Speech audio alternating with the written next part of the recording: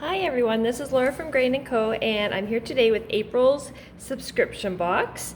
So yeah, let's get started. There's a lot going on with this, so I'm not going to do a full video of you watching me paint this. I'm just going to go over the basics of it, which I'll go through here in a second, and then I will leave you be and come back when it's time to assemble.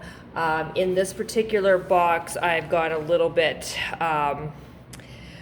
more advanced here, and I've created you a color mock-up of the project itself. So, and it's all color coordinated because once I teach you how to paint these, then you pretty much can just go ahead and get the pieces done. You'll notice in your box you won't have any foam wedges or foam brushes. This is all done with brushes, and before you panic, trust me, by the time I show you how to do this, it is not as difficult as it sounds. Some of the brushes you'll need, like I'm using my 1/2-inch one there. You can use the little pointy tipped one from the kits that we get you. This one, if yours tends to be a little bit, you know, not so tipped anymore, you may just want to go to the dollar store and get some tipped ones. I know there's a package of 5 for like a couple bucks. You may even just want a small little one like this. You can use the one from your kit as well here. Mine's a little bit wider than I want to, so I just grabbed a cheap one for my stash here, and I'm going to use that one instead. But it doesn't hurt to have, you know, a few pointy tipped ones. You'll just be washing them out between colors, but once I get going here, you'll understand it's really not going to take too much effort to do that. So I'm just going to put this off to the side because it'll be my guide as well, because I don't have my original here.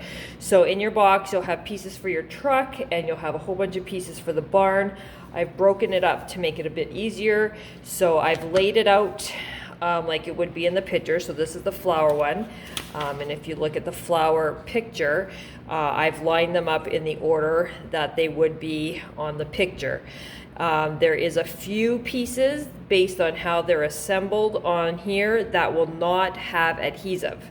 And that's what this one is. When you flip it over, it won't have any. We will have to glue these on. Yeah, so that's why these ones are separate. But I've lined up the picture so the top ones and everything are kind of where they can be. But the picture will give you the best idea. So yeah, so let's get started. The barn roofs are attached to your barn, so carefully remove these elastics. We just didn't want them to break during transport, so we did our best to just secure those. So you can take that off, and take these two off as well. Okay, so we'll just put those off to the side. Right now we're going to be working with raw silk. That's the bigger container of paint that we've given you in your thing. Not all of the colors are labeled.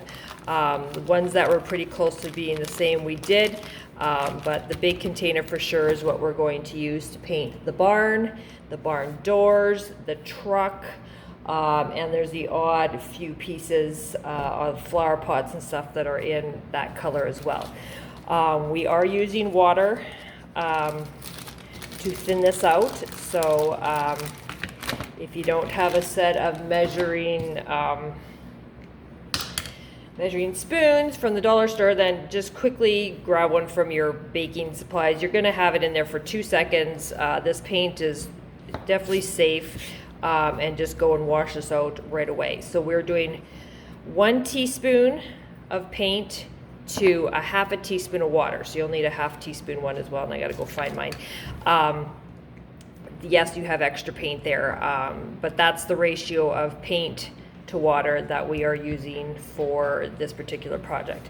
So I'm just going to pause the camera right at the moment and go mix that, and I will be right back. Okay, so I quickly went and mixed, poured 1 teaspoon of paint and then mixed it with a half a teaspoon of water. Now, the extra paint that's left in your measuring spoon, just definitely have a little brush like this and just clean it out, because you want all of that paint from in there. And now I'm just taking a small brush and just stirring it around, making sure I'm getting the paint all in the bottom of the cup. Now, this little amount, which is a teaspoon and a half, did all of my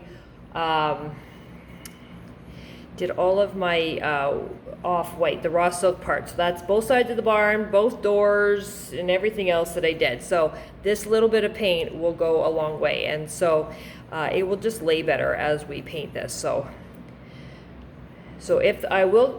I'm gonna paint some of these things. You'll get to watch me, and I'll just speed up the video.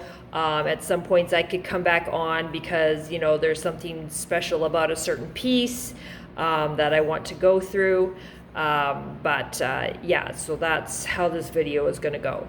So it's also nice to have a little container of water over here. You can easily, because we're diluting things, you can easily just rinse out your brush that way, and then just have a piece of paper towel close to dry it off. So that's what I'm doing there. But anyways, to get started with the barn, we will be doing both sides. So I'm going to begin on one side, then I'm going to move to a couple other of the pieces, and then come back to the other side of the barn, because I don't want to flip this over when it's wet, and because we're using water in our paint, it's going to take a little longer to dry. Now, mine has got a little dud on it. I don't care. These extra burnt edges here, I don't care, because we will be covering it up.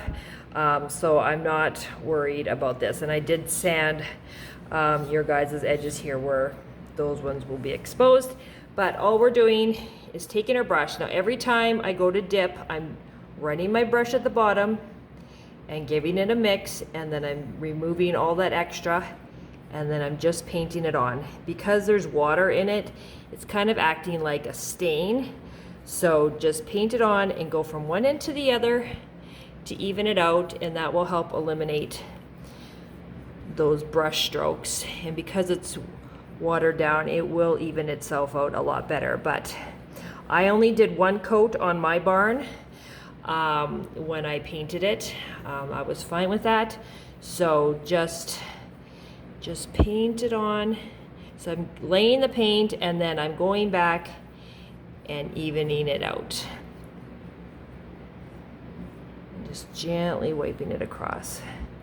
I'm not really worried about it on the sides. I'm not really getting any on the sides, and it's diluted, so it tends to kind of evaporate, not evaporate, but not be as prominent if you put just full strength paint. So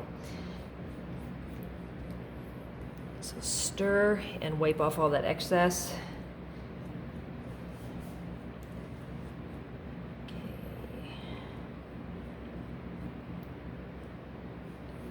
Come to this side.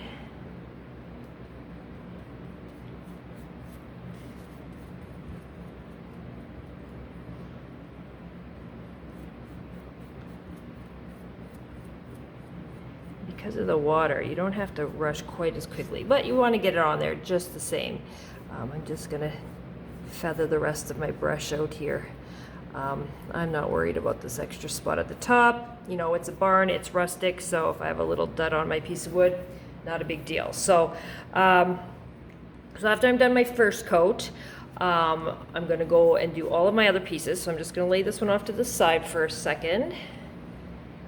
And then I'm going to go into my other pieces. So here are your barn doors. These will be glued on. However, we will have to stain some of these, because when we lay them over the main of the barn, you'll get a little glimpse of this area here. And if we stain it, it kind of just blends itself into as a dark area. So I'm not worried about this right now. When we get to the stain part, then we will worry about that. Okay, so with the barn part here, we are not doing this area. We're only concerned with the doors.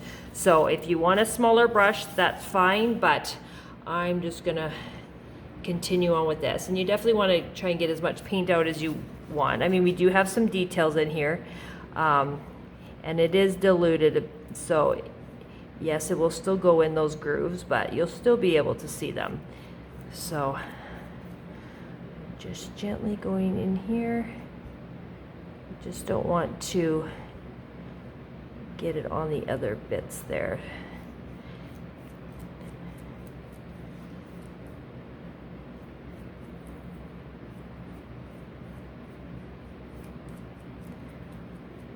Okay, so, whoops, I'm just gonna come along, fix that. Okay, so that's the first one.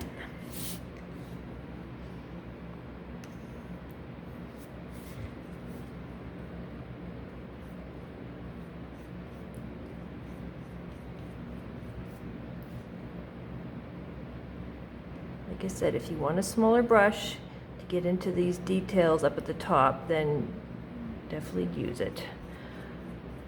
Just because I'm using this brush doesn't mean you have to. That nice flat little one that I had would be a good one for that too.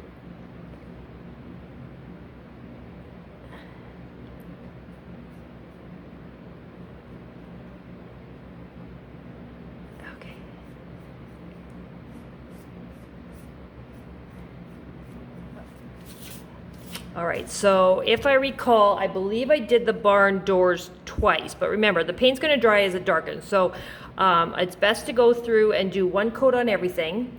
Make sure you have enough paint. Like I said, I definitely had extra left over, and you do have a little bit left in your container, so you might not get another teaspoon to half a teaspoon ratio, but you do still have a little bit in there, so you could totally use that as well. So okay, so I'm just going to set that one aside, and I'm going to quit talking, and I'm going to quickly do this one.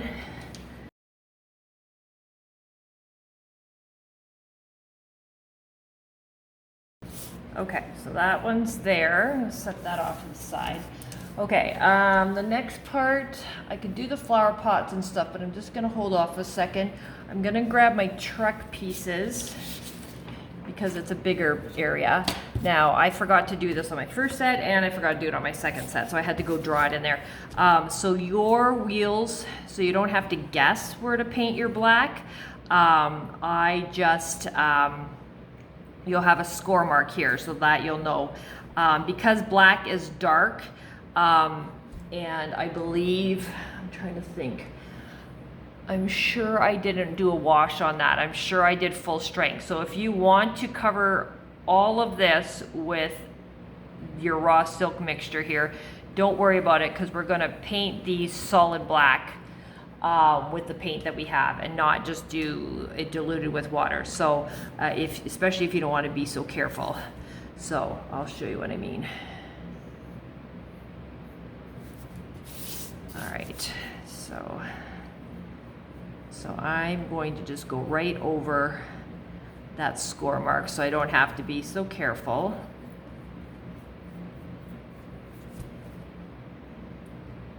Now this is 1/4 inch wood. It tends to be a little bit rougher than the 1/8 inch, so you might notice the paint absorbs a little differently.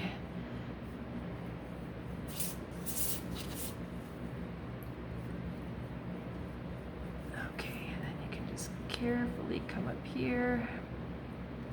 Yes, you could change brushes. I am not, so I'm not worried about getting the paint on the edges. You could always come back and wipe it really quickly, but okay, that's truck one side.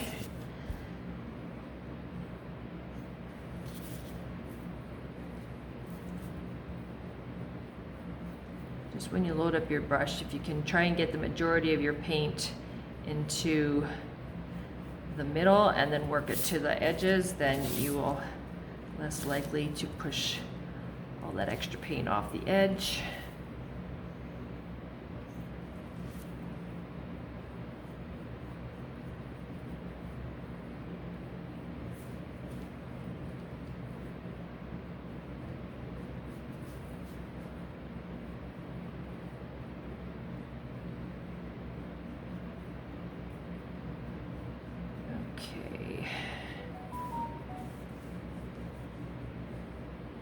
There, okay, so that's those pieces. I'm just gonna set them off to the side. So with the truck, you've got these, the bumper, wheel wells, whatever you wanna call it. You're going to need to do those in raw silk as well. Now I'm just gonna lay my brush and I'm gonna grab a smaller one just because it is easier. And don't forget to stir as you're going along. Because if you don't, then the stuff you just grab at the top will be thinner with less paint coverage.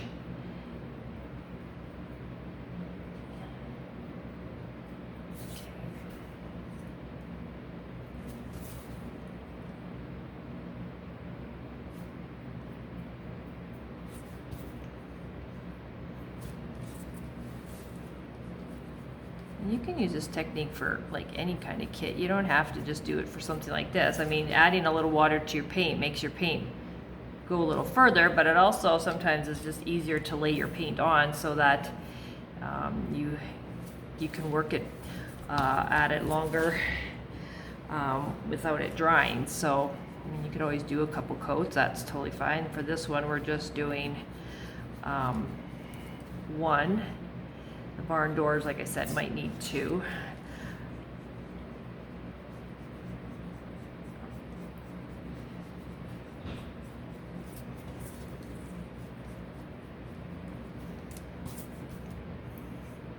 But really, look at all that done, and I've still got a ton of paint, so.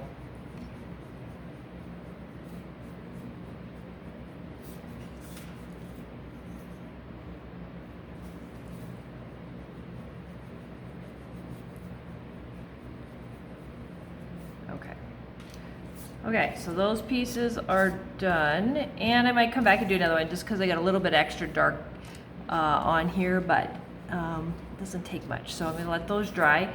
Okay, what other pieces? Let's look at our little thing. I think I've just got 2 flower pots on the side that says flowers. Just taking a quick peek. Yeah, okay, so I'm just gonna put my brush here for a second. So look for the one that says flowers. Now when you take this apart, I'm actually, well, I will take the tape off and then I'm gonna slide it over because I want to keep the pieces in there so that way when you're done painting you can just set them back in so you don't get them mixed up with the other side, because there's a lot of pieces that look the same or are the same, can be in reverse, that kind of thing. So you definitely want to keep them together. Gonna stick that one back in here somewhere. There we go. Now in your kit you will have 120 grit sandpaper. That's the rough one. So when it comes to like these ones and we are staining them, we're going to just sand that back. I don't think I brought 120 grit, so I might just wipe mine with a baby wipe or go out to my garage and find a piece.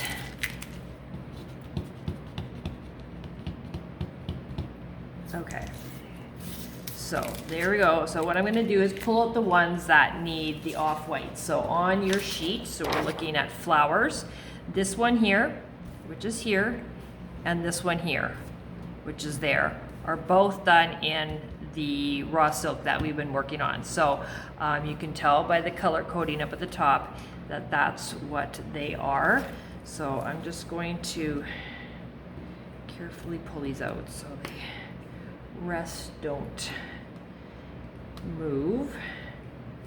And I think I also have a flower in the vase, which now that I look at this, so this little flower here, which is this one here, this flower is also raw silk. And if I look at everything else, I believe the one on the other side is also raw silk. So we're gonna pull that one out too.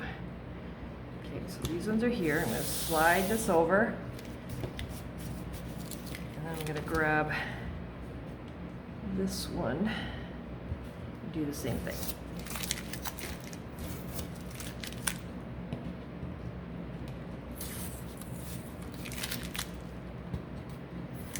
So once you understand the concept of what I'm doing, you're just gonna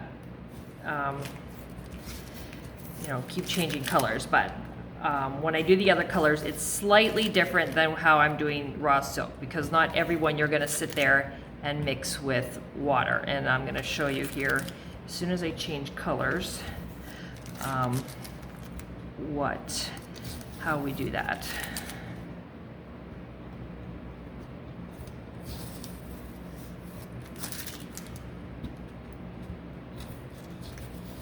Okay, so there we go. Okay, so I'm gonna gently just slide this one over and pull out this one. Sometimes it's not that easy with your fingers, so I'm just gonna grab something to help. There we go. All right, and just slide that over. Okay, so for this one, I'm going to need a pointed one. Now, let's see, I've got this one. So sometimes having so once I wash between each coat, then what I'll do is I'll roll it on the towel, and then it kind of reforms my, my tip there. Okay, I'm just gonna give this a stir. I don't wanna stir it with my tip one because I don't wanna ruin that tip. I want it to stay pretty pointed. So these ones here, I'm gonna use my tip to get in here, around here. And if I want to after, I can change brushes, but I'm just gonna grab and just use the edge and just come in here and work my way around. Now remember, your color's light enough. I mean, if you get it into, you know, an area you're not supposed to, it's really not the end of the world. You can easily, that's why I'm doing the lighter color first as well, because then you can easily just paint right over it if need be, if you get it into an area where it's not supposed to go. But you see, just rely on that tip. Push that tip in there. I'm not pushing that hard, but it's like coloring with the marker, but we're just dipping a little bit into that paint. You don't want to have flood it, you just want a little bit, and a little bit goes a long way because that water just makes it stay open, the airtime longer, so you're not worrying about it drying too quickly. And then these ones, you can just come in here. I mean, if you get a little in the lines, like I'm just going over the whole thing. I'm not even just gently going in each little section. I'm not even putting a whole lot of pressure. So if I don't have a whole lot in my brush, you can just paint right over that. Now I want to make sure I don't have a lot, and I'm just starting out here. This is the right color there. Yeah. Okay, and then I'm just floating my brush over the top, and that way you still see all that detail. I'm just gonna give this a stir with this brush, so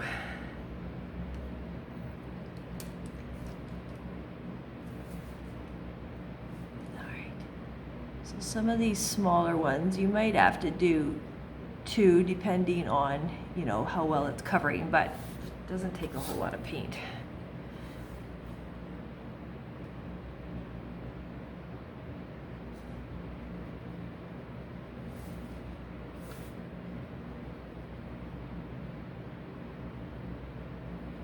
So here I dipped, but I didn't take that extra off because I'm starting in the away from the detail. So I have that extra paint to play with. And then I'm just taking the tip when it's all, doesn't have as much. And then I'm just blending it out. Okay, so that is, I'm sure I've got all the colors. I'm sure I might have forgotten one, but just follow your guide. But based on what I am seeing, I think I have them all. So I'm just gonna stick my, actually, nope, we're not done yet, right? Because I've done all that, so now my barn is dry. I mean, it still could use more drying, but it's enough for me to flip it over and do the other side. So I'm gonna flip it over, take my brush. I haven't even put it in water because of the water in the brush. There is enough that it's not gonna dry out on you while you're doing this. And I'm just gonna paint.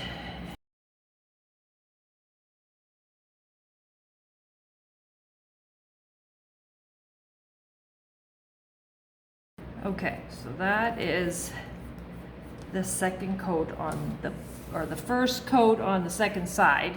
So I'm just gonna you can see how that's drying and it's got different tones, but when you flip it over, you can see that it's evened out. So I'm just gonna set that one over there. Now, my barn doors are dry, but I think I'm gonna do one more coat. They just tend to seem a little darker just because of the lines in them. So by doing a second coat, it just kind of makes them look a little lighter, which complements the barn a whole lot more. So I'm just going to do the exact same thing. I'm going to take my brush. We still have got paint left, and I'm going to do a second coat on these.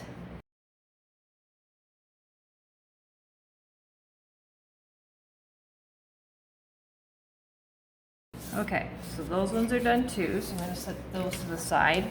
Now, I'm going to come back over to my truck, and I'm just going to give them a quick sand, because once I sand it, it kind of evens out that color a little bit. This one's got a, there we go, because we still have some paint, so we might as well use it. So I think I'm going to do, try and do one more coat on the truck. The pots I'm not worried about because, you know, they're pots. When you have pots in your garden and stuff like that, they're not perfect. So, and neither is a truck on a farm. But I'm just, I've got the paint there. So I'm just going to quickly do another coat.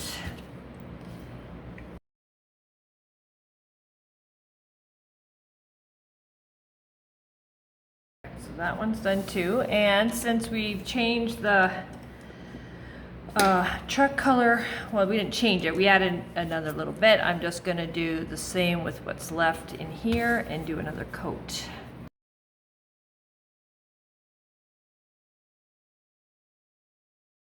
Okay, so those pieces are dry or done too, so I'm going to set them off to the side, and then I'm just going to stick my brush in some water, clean it out, and wipe it off, because that way it's ready to go for the next color. So yes, so whether or not you have a bottle, a container of water here, or you go to your sink and wipe them or clean them that way. So once I do my wash these, I kind of just roll it so it kind of redoes its tip. And this one I'm just going to set in there because it's big and I don't need it anyways. Okay, so the next color I'm going to work on, I'm going to do the stain. I'm just trying to get the bigger parts done so that way you can go and do all of your other bits and pieces. So the stain is on a lot of pieces, and we're not using a foam brush to do it. The pieces are so small that really we're just going to stain. I'm not tossing this away because you just never know if you need that. So yeah, so just leave that off to the side. So now I'm going to get my stain. Now on yours it should say, you could say WW stain. I'm just grabbing, I'm sure that's my paint. Yeah, that's my brown paint. And that's my black. Okay. All right, so the stain, obviously it's not a lot, but we are doing a lot of pieces. So while my barn doors are drying, we're going to be doing these pieces as well as those. We're going to be doing this piece and that piece, and I've got all these little tiny signs. So this is where we're going to do some sanding here first. Just got to go find some sandpaper. Okay.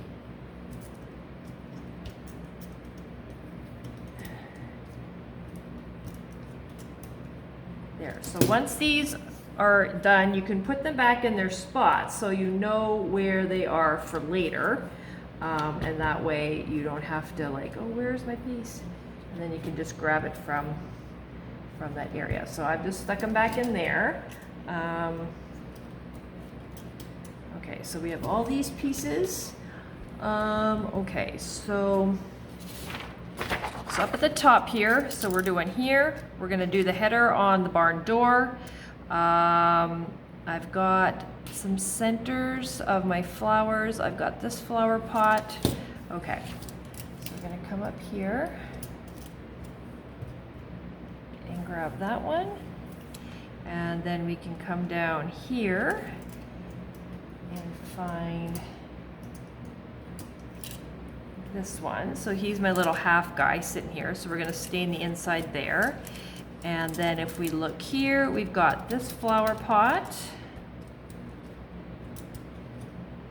And then we've got the center of this flower and the center of this flower. Now, I'm not gonna be in here all the time to tell you which flower. Now, this one here, I didn't label on here because I printed it before I forgot to label it. This one is one of the ones that we have to glue on.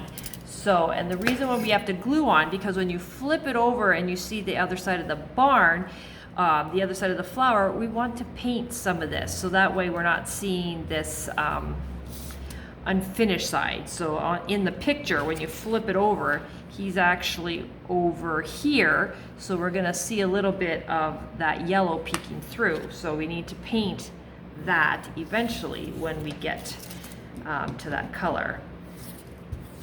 So that's why you will find him on a different sheet. Okay, so that one, set these off here, is this guy right there. So we need to do the insides of those flowers. Okay, now if we go to the other side, I've got all of these guys in a stain finish.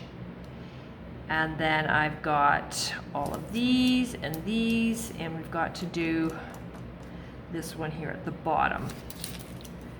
So we'll pull that matching piece out, and I think that's it.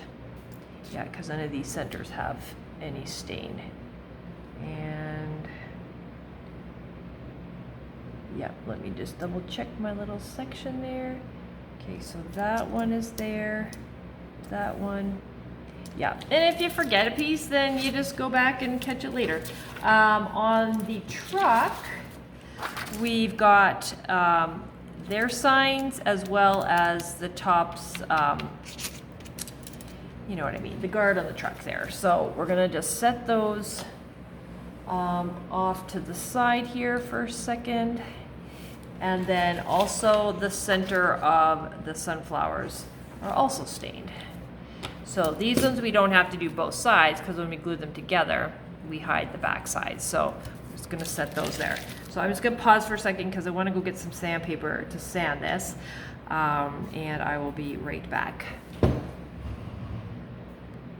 Okay, so I don't have, you know, the cute little piece that you guys do, so I'm just gonna have to grab something for my orbital sander. So I'm just gonna fold in half here. So I'm just gonna gently try and sand this off. Yes, it's going to make a bit of a mess. Now you don't have to get it perfectly off because we are staining, so any of that tone will, you know, get hidden, but I just want to get a majority of that char off. Also, another way to do this, if you don't want to make a huge mess, is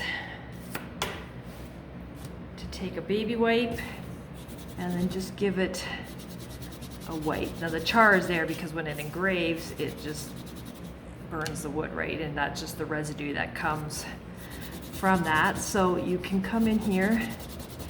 Now your wood will be wet now because you've wiped it with a baby wipe, but so you can easily do it that way as well. You can see some of that chars come off there. So yeah, whatever you want to do, you can do either way. And because I really don't want to make a mess right now, I'm just gonna finish doing it this way. Gonna quickly wipe these. I'll probably just fast forward that really fast. Good enough. Okay, so I'm just gonna set that off to the side. So now we're staining. So now, here we go. All right, so grab your little container, just carefully pop it open. I got a bubble here. There we go. So you wanna make sure, if you feel like it's gonna be unbalanced because of the lid, just cut the lid off. That way you won't feel like it's gonna tip over, and the lid will go back on after, but that way it'll stay steady and you won't have to worry about it flipping over. Okay, so I'm gonna just give him a little bit of better clean. There we go.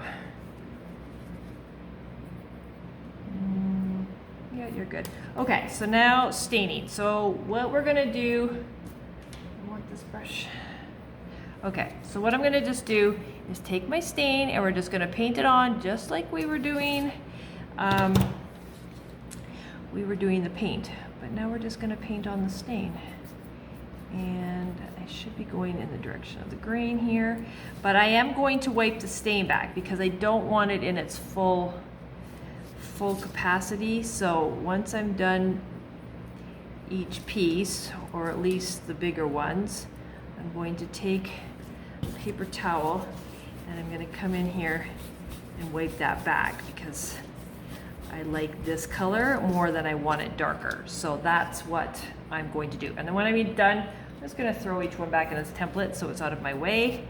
And I'm just going to continue and do that for all of these pieces. Now there is some pieces I will come back and explain, but for the ones that I just pulled out, just come in here and stain them all, and I will be back in a minute to go over some ones that are specific.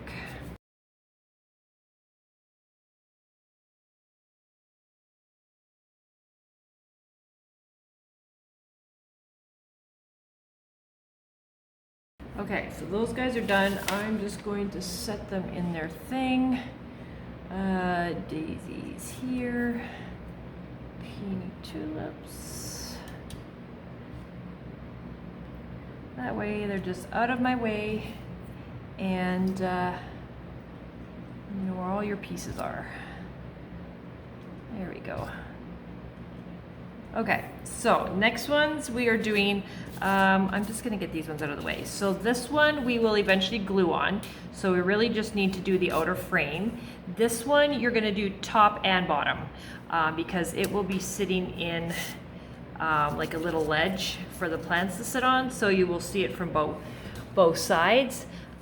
So some of these have a little extra char at the bottom. So this one I'm just gonna quickly sand. That one's not too bad. This one's a little darker on that edge, so I'm just gonna come in here and sand most of that off. So that's fine there. So just take your brush and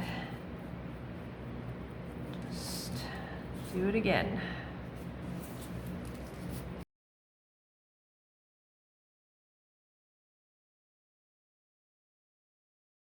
I'm really not even dunking my tip of my brush in very much because you really just need to touch the edge of your brush, and that's all you need because you don't want all of that extra stuff going over the side. So you're really just painting like you're doing it like watercolors, guys.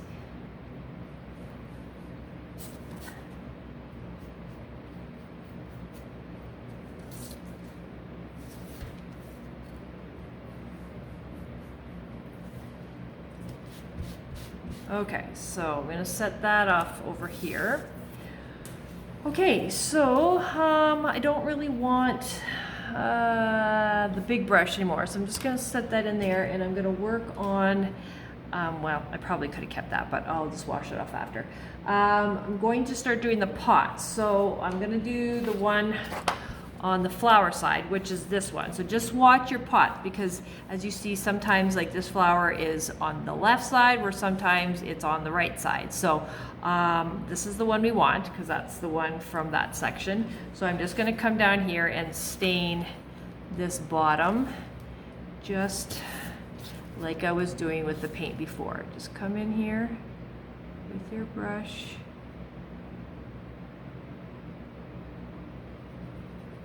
And then just wipe it to blend it out. And we'll just take the paper towel after and wipe any excess so it's not blotchy. But if you're doing a nice even If you're pretty even on doing it, then you can just leave it and just let it dry. Remember, your pots are never perfect in your flower gardens anyways, so if it's got a little bit extra, it's not the end of the world because it's in character. Okay, there we go. See, that one is fine, so I might just leave it, and it'll give it some texture, because you don't want all the pots to be like solid, and you'll see as I go through, you're gonna see me do a couple little things. So that one is done, so I'm just gonna set it back in its little section so I know that one is there. Okay, so this one is the one up at the top again, so we're going to stain the bottom. All right, now we're on to the side with here. I did that one there. So now this one, which is this one here, we're doing, whoops, you know what? Where am I going here? I do this every time. Okay, so this one is that one there. And this one is this with the bow. Okay, I'm still on this one. Just forget the front here for a second. So I'm on these guys here. So we're doing the inners of this one. We're doing the insides of this one. And we're doing this guy. Oops, I forgot to grab one. See, even I can forget. So, all right. So put them in order. Insides, insides, pot bottom, insides. So that's what we're doing. So I'm going to come in here and I'm going to do the inside of this one.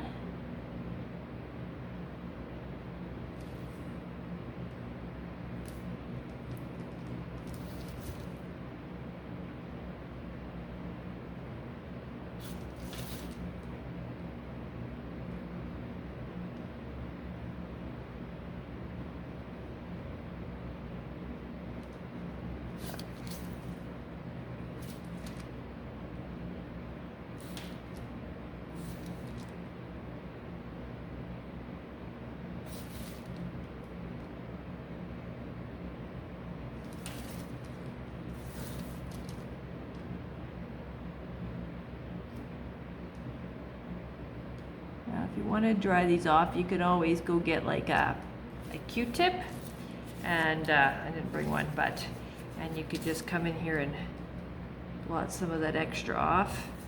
Yeah, so I'm going to put that one back. So if you don't want to wipe it with a paper towel, Q-tip works well. All right, these guys are the centers. A little, well, let's do the bigger circle first. Now with hardly any in your brush, there's a little tiny circle tucked back there that's just got bits and pieces.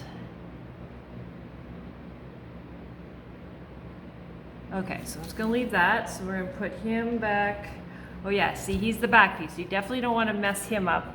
Gotta make sure we get him in the right spot there. Okay, so this guy is the pot. Oh, hold on a second. Did I mess this one up? Did I grab the wrong one? Let's see. What did I do?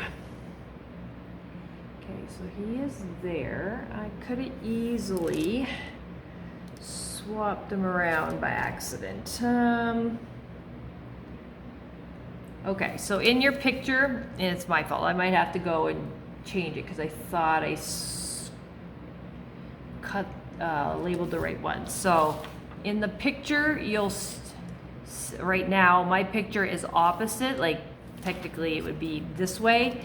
I'll go change it so it matches the same direction. We're doing the same thing. It's the same flower pot. I just didn't flip it in my picture. So I gotta go make me a little note and go change that on you guys. But I will go and paint the pot. There. Okay, so this is this one right here, and we're doing the inside of the flower. Went over. Oh well, it's not a big deal. It's just going over with the yellow. Okay, so I'm gonna set him back. Now, staying on the truck, we gotta get these guys done. Now we'll have to do both sides of these because even though they're glued to both sides, you're still going to see both sides. So we're going to, I'm gonna start with these pointy ones first, then I'll get into a bigger brush.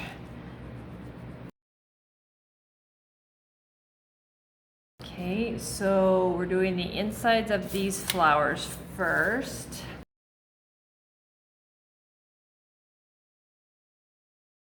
Okay, I'm just gonna let them dry as is. Now I'm just going to go wash this brush out. I'm gonna go wash it out in some clean water, so I'll be right back.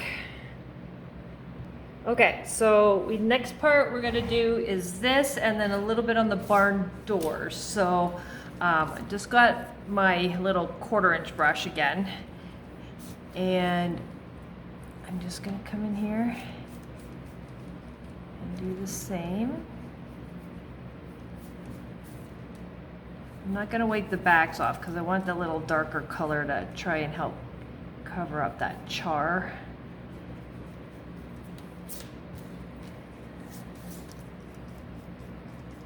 So I'm just gonna do the backs first, let them dry a minute, and then I'll come back and do the other side in a second.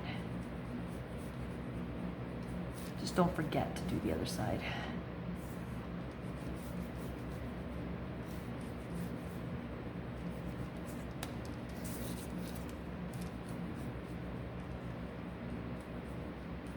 Okay, so let them sit there for a second. Okay, the last little bit to stain is these doors. Okay, so I'm gonna do the backs first. So when you set, let me put this down here a second. Let me take our barn doors. Okay, so when I lay the barn doors on top here, they kind of come down. They're only gonna go down up the height of the stand, so that will determine where the doors go. Anyways, when you put them on and you flip it over, you see that. Now, even though this set of doors will be on top, if you look in sideways, you still see it. And if you do it in a dark stain, it kind of becomes a shadow. So that's why we want to do the back side of the doors. Now, just get a visual idea how much, because I can't do a score on a back side. So we're gonna come in, you know, probably a good 1/3 to a 1/2 on the door, so that way you'll have it covered. So if we do about there, you'll be fine. So, and you can always check after too, but I'm just gonna come in here. Now obviously we painted the other side, so make sure before you flip this over, do what I did, that this is clean and dry, so it's not gonna dirty your doors. And also watch, because you don't wanna make sure it's gonna leak onto the other side. So be very careful just when you're doing it. This particular piece.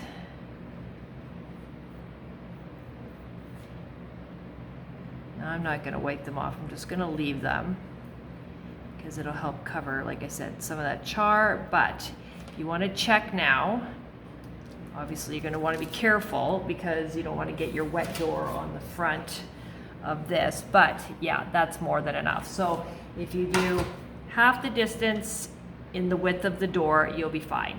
Okay, so I'm just gonna let that sit and dry while I do the other one, and then I'll come back and even do the back sides of these. So if you cycle around, you should be good before you flip it over.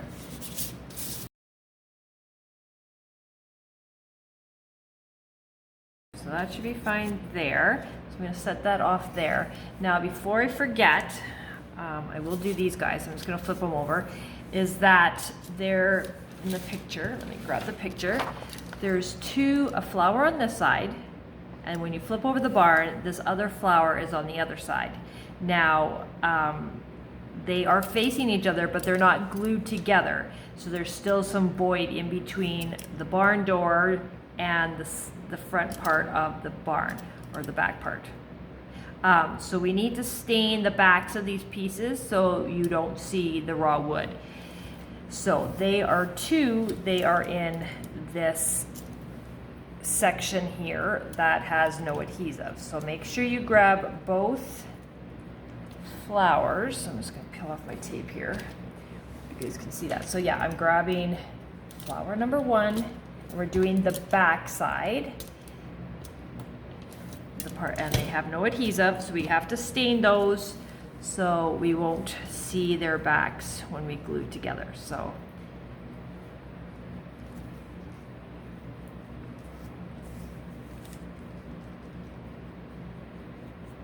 and I wouldn't even dry them off, just leave it so that way, like I said, it covers that char.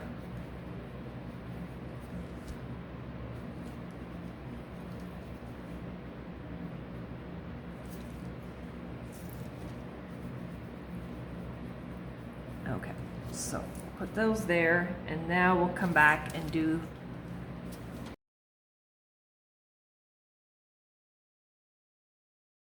okay, so those ones are done. Now we're almost done the stain part. So now we're going to bring back the barn part. So now this one, I mean, you could just stain all the way across because the color we're doing is darker, but we are not painting it solid. So you just don't want to get too carried away. So I'm just going to gently come in here. Do it this way.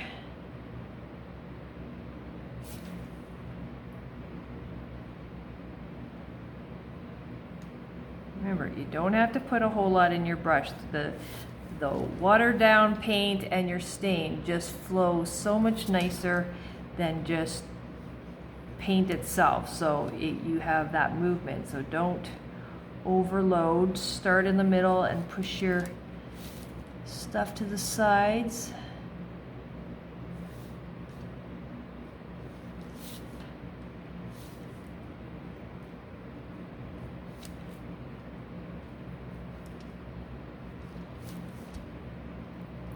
And just tipping the brush in the stain so it's not leaking out of the rest of my brush as I do this.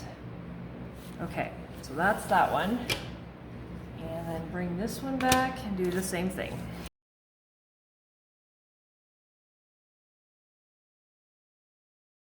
So now we're gonna let that one dry. And I think we got all the stain piece. Oh no, I lied. We still need to do the pot at the top. So let's go put this brush away.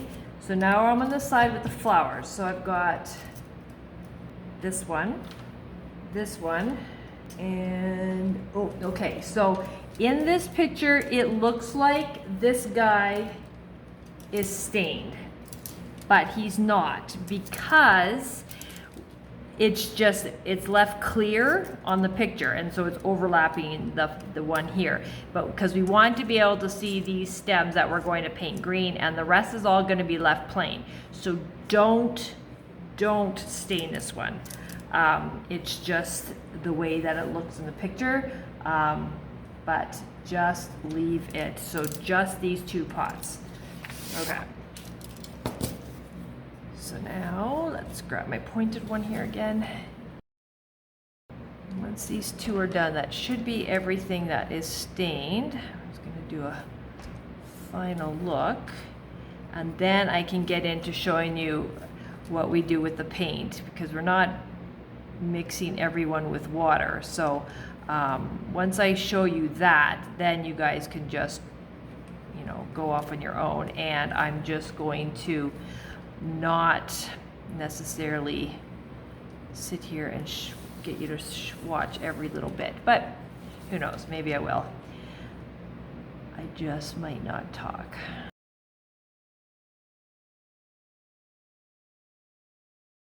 Okay, so those ones are done. I am going to stop for a bit because this video has already taken me an hour, and I'm going to go get some other stuff done. But yeah, I will come back, and then, like I said, I'm either going to talk through the whole video or I'm just going to sit here and paint and you can watch me. But there's still some things I got to show you with the paint. So I will be back in a bit for you in a minute, and we'll continue on. All right, see you soon. Hi guys, I'm back, and I realized I didn't shrink my video smaller, so I kind of went past. I need to just kind of explain what I did because you won't be able to see it in the video. So next I've taken the black, I cut the lid off like I did the stain, and what I did is I painted the wheels on the truck. Now, one coat, light layers, because you definitely don't want to put too much in this notch area. When we put them, glue them together, they need to be able to fit in that hole. So just be careful. So where the score line is, you can paint to it, and if you're a little bit messy, it doesn't matter because you will be covering it up with the bumper guards or the wheel guards. So just to check to make sure you've actually gone far enough, you can always just lay that over top like that and make sure that you don't see any of the white. So that's what I did, and I apologize for not being able to show you because I forgot to shrink down to half size so you could see me in frame. So that's what I did. If you need to do a second coat, you can avoid it on the notch part, but you can gently do another coat in here. I can see as this is drying, I can see a little bit of the white that was underneath, so that's why I would need to do a second one. But you're not diluting that one, you are just painting it full strength, so you don't have to do that. Now the next part we're doing is where this is what's going to be happening for all of your pieces now. So so you're going to want to have just a little container of water. If you're done with your off-white, which we all should be, you can gently wash out that container and put a little water in it, because we're going to dip into the water before we ever dip into the paint. So I'll start with a small brush for this one. So what I'm going to do is my brush needs to be wet.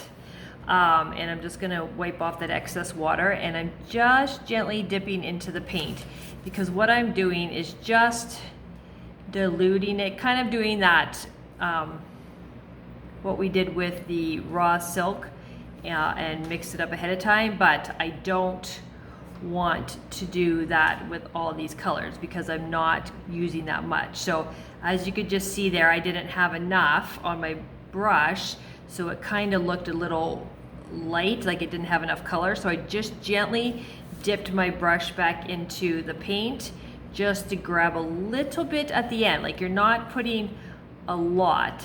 Like I pretty much just dipped it at the tip and then it just touching it ever so slightly. And then you can just see how it, see right there, there's not enough color. So I'm just gonna gently grab some more paint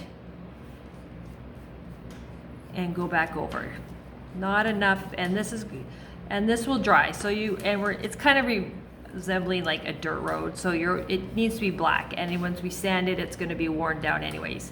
But that's all we're doing, is we're just diluting it in the water as we go. So let's do it again. This brush is a little small for this area, but I'm just going to do it anyways. So my brush is wet. I add a little bit of paint, and I start painting. So right now, to me, that's not dark enough.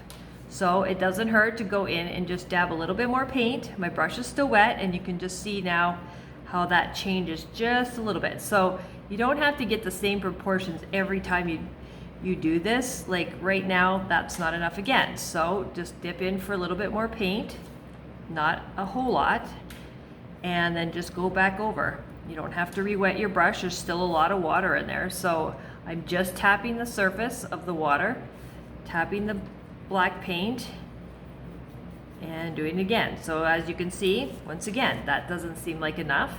So I'm just going back over. It's not going to be like that so much with the little flowers. This is just a bigger surface area, so it's definitely a lot more noticeable. This time I dabbed a little bit more, but I feel like, we've been going a little extra, so now I got to go back and just blend that in. Just watch your edges, you don't get too much. I know I have enough water, so see, that's not enough water now. There we go. Okay, so my surface is wet, like if I had just stained it, but I'm just gonna leave it and let it dry. and then when I come back after, we'll descend it. Okay, so we'll put that one there, and now I'm going to come in here and do the same thing with these.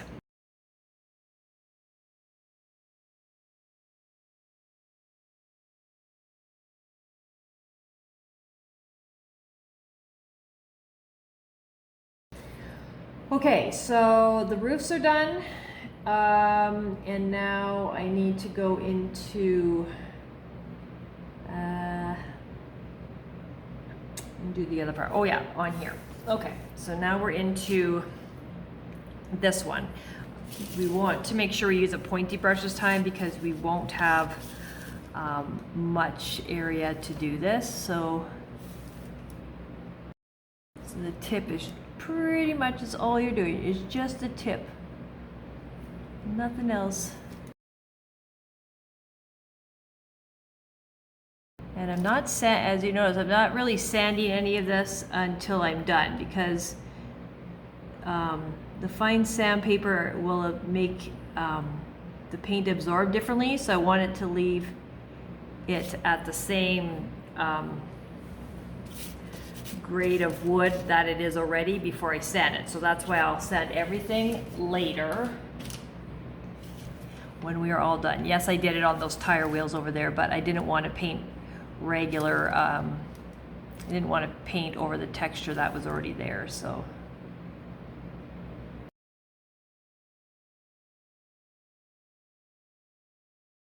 Okay, so those ones are done. How are you guys at my camera? I'm just gonna readjust this, there we go. Okay, so the next part, okay, so now we're into some of these things. Okay, so let's start with the pots.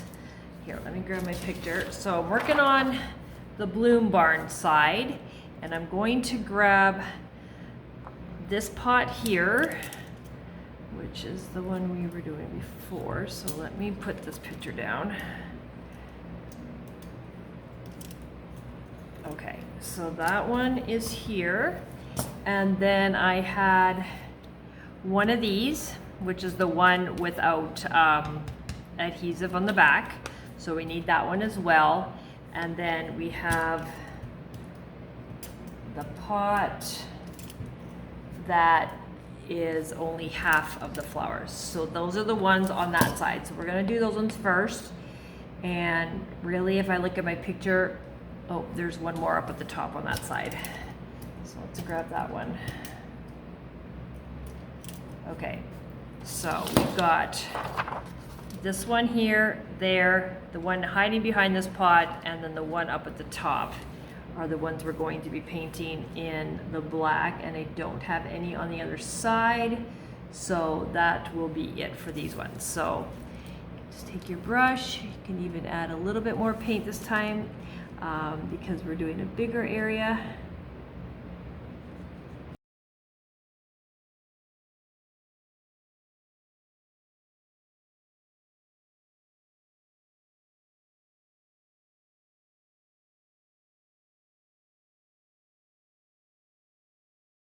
Okay, so those ones are done. Now in the picture, you probably, like in the real life version, you'll probably see that these are kind of distressed a bit. Well, I was figuring out colors as I was going, so I was repainting over things and whatever. So when we sand these, we can try and sand them and wear back some of this paint because, I mean, it's not very heavy. So it just helped give some texture to some of the pots, but that's really all I did on those ones. So I'm just gonna worry about that after once they're dry.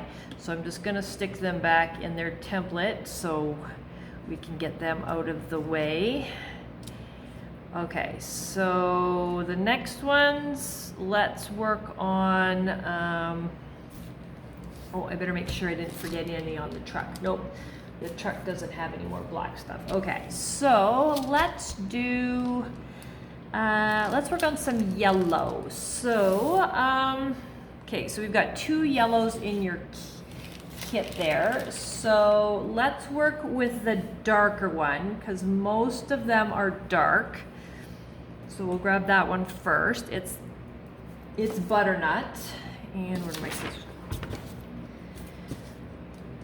So usually it's not a shippable color if it's cold, so it's been fairly nice. So when we ship it, it should be fine and shouldn't freeze. However, if by chance that, you know, it does, you really could just grab any yellow that, you know, is pretty close to this and do the same kind of technique. Okay, so put that one off to the side. Oops. Okay, so yellow. So rinse out your brush really well. I might just go do mine at the sink. This water's pretty dirty. Let's see. It should be okay. Okay, so grab your yellow. So let's start on the same side we were working on. So the yellow is going to be the inside of, we'll call it a daisy. So we'll grab those. Okay, so we've got those ones. We've got a pot up at the top that has yellow in the inside, so we'll grab that one. Oops. Mine's a little charred, so just so that I will be painting these white after, I don't want that into my white, so I'm just gonna give that a sand to help get rid of that. And I might actually take a baby wipe. This one's still wet, we'll see. Yeah, because you don't want that to come in underneath your white. We're not doing white right now, but it's nice to get rid of that. And then we also have the pot on the side here, which was the one without adhesive.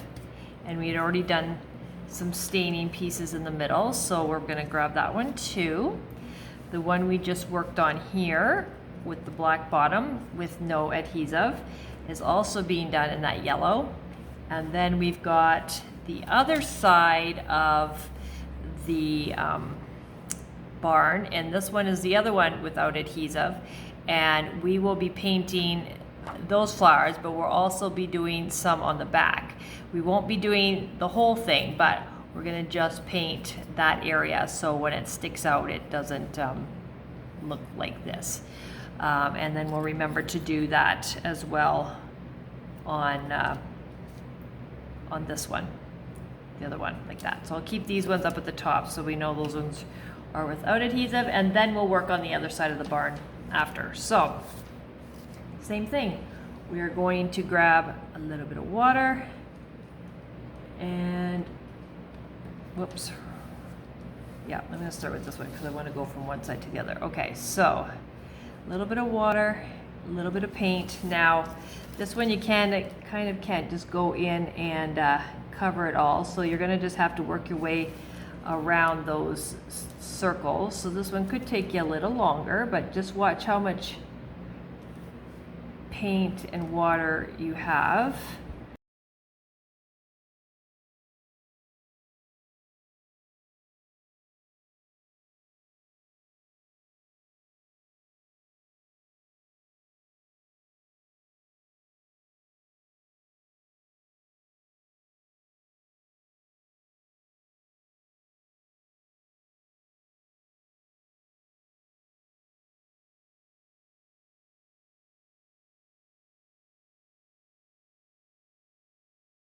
Okay, so they're done. They're, you know, they're not perfectly yellow in every single one, but neither is a flower in a pot. So that works just for me. And now I'm just gonna, okay, so on that side of the pot we need to do over here. So I'm just gonna, it should be dry enough, so I'm just gonna flip it over and I'm just going to, whoops, come in here and just give this a little bit of paint. I'm not gonna paint lower because I never had to do that on the other one, so I know I don't need any white.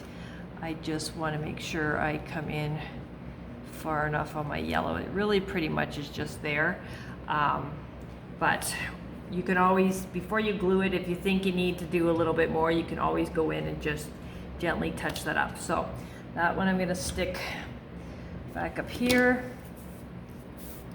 and then we're gonna go into Okay, so this is the one up at the top, so we need to do the little insides. I'm just gonna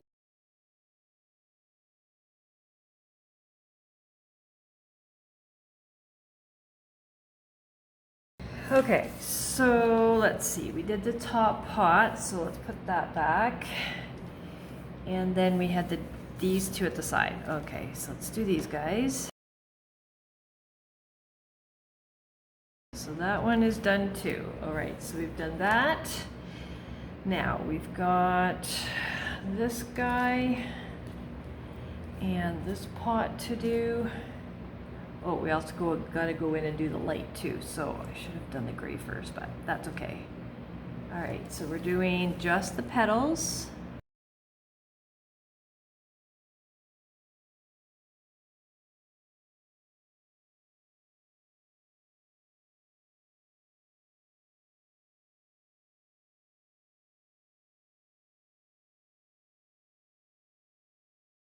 Alright, so that one is gotta flip that over. So when we flip it, we need to do this area here. So I'm just gonna turn it upside down here.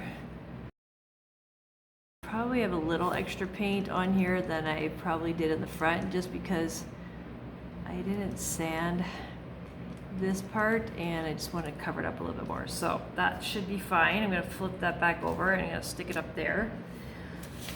Okay, so the only part of the yellow we haven't done is the light, and I'm gonna come back after and do that because I want to do the gray first. So on the back side, okay, I'm gonna put my daisies away. Okay, so on the other side with the flowers, we're gonna do the 2 sunflowers. Grab those. There we go. And then we've got the yellow on the basket we've already done some painting on, so there's that one. And then we've got the yellow dot to the other side that we've stained, and I think that is it on that, except for the light. So we're just gonna do these.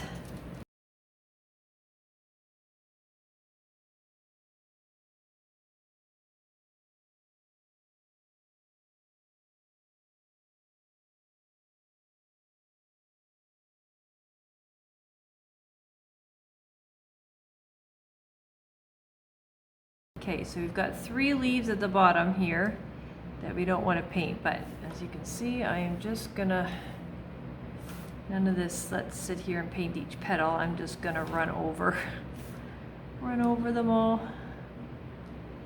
If it lightens their lines enough for, that's fine, but you still see the detail. So I want to get a little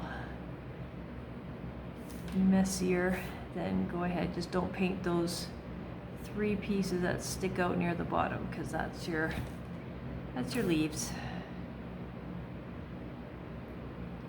But see, not being careful, you can still see that detail. So that's fine. Okay, so those ones are done.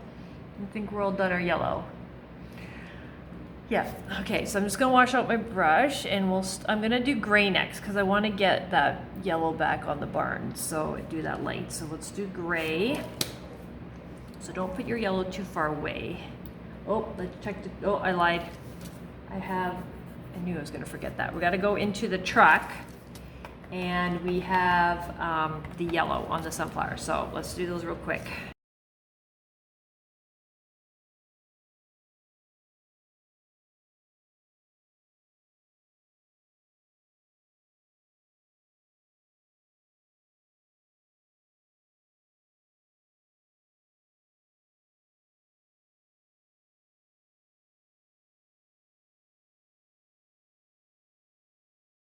If you always miss a little bit, you can always come back. But you know what? I sand them anyways, so there's always just that little bit later area. So that's fine. Okay, so now I think that's all the yellow. Okay, so put that one away, but keep it close because we're gonna need it for that one area. Okay, so I said gray, so that's your stone. Okay, so I've got the barn, so while I'm at it, I might as well sand this part. I'm just gonna give it a sand.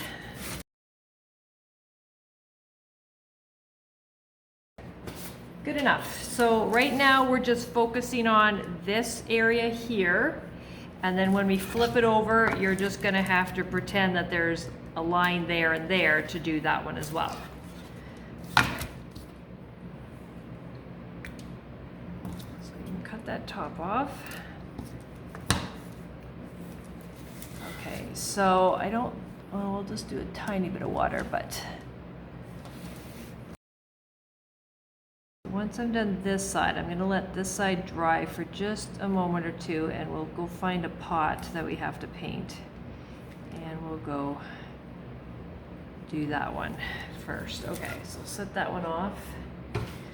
Okay, so gray, if we start in the front, then we've got this pot here, which is this one. And then we have a pot in the back, but let's start with just this one first. So when you start getting into some of these other colors and you add water to them, just depending on the pigments, they can look a little streaky. Now I didn't want just a gray pot. Like that's where I went in and, where's my stain? You could take the stain, you could take your black, it doesn't really matter.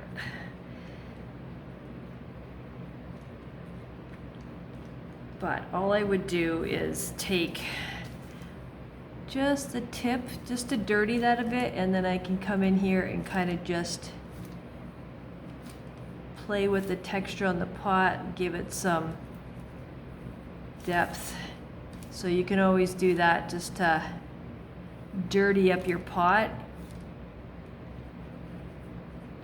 It doesn't have to be perfect, just kind of, if you were having a textured cement, clay, or whatever pot, it doesn't really have, you know, too much.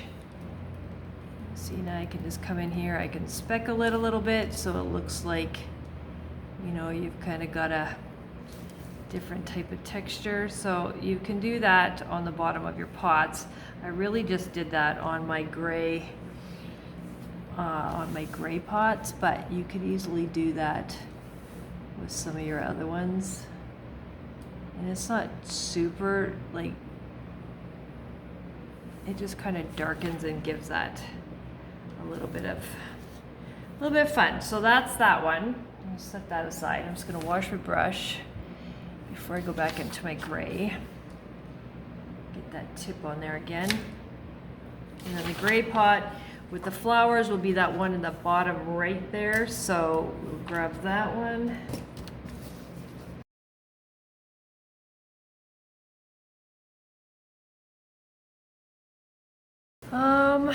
Okay, now I think I could probably flip this one over and do the other side. So I'm just gonna wash my brush to get any stain out on there, and then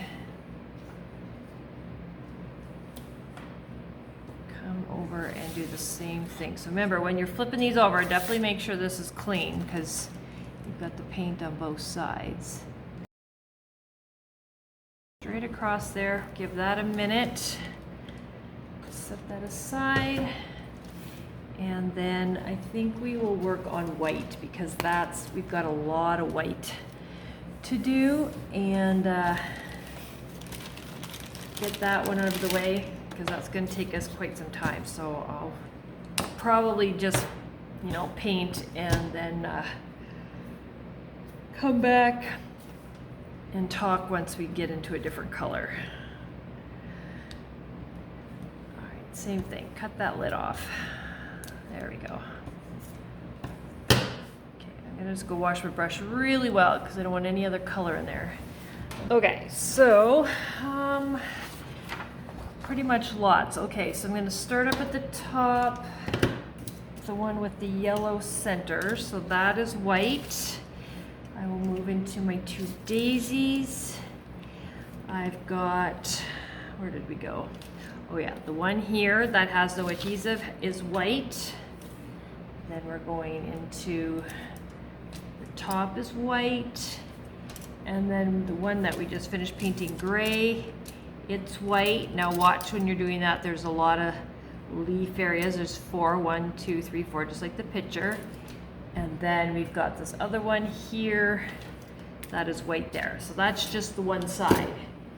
So I'm just gonna paint and I will come back in a bit.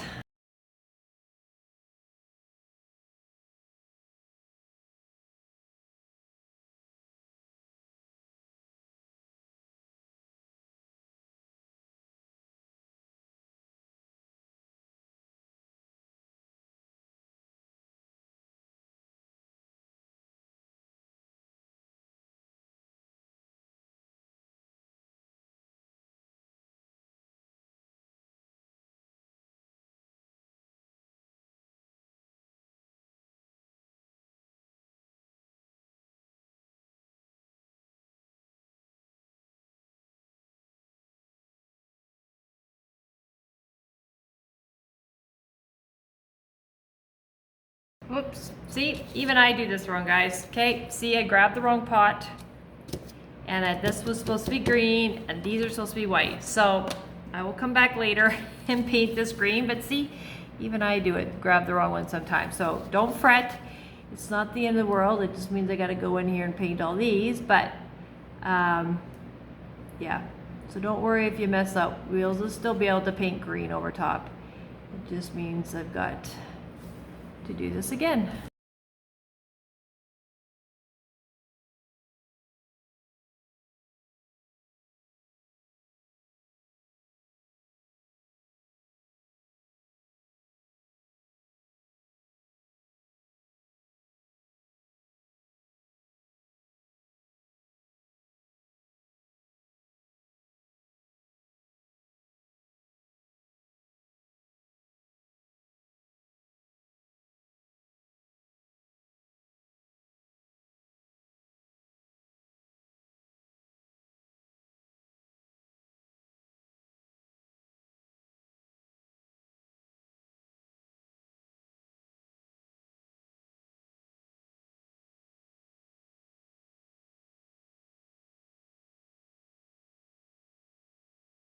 Okay, I'm not even sure how I painted this white because he wasn't supposed to be white. Let me think this through here. Okay, so that one's white, and I did those ones white, and that white, and those white. And then on the front, I accidentally painted this the wrong color.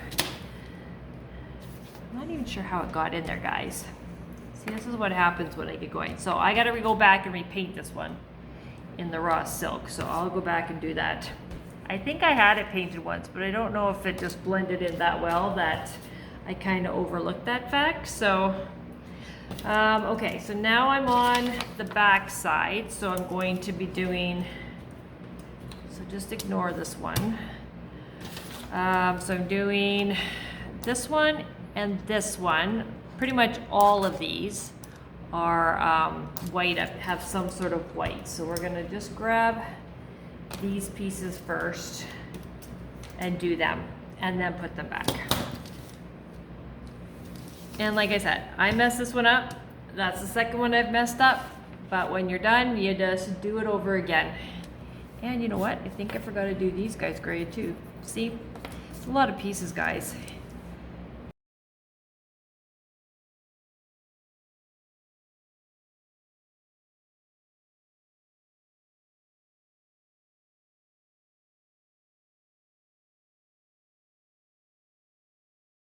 Okay, at the bottom, I made these completely white, and you could go back in and even, you know, put some purple in the center, which is, you know, probably would be fun.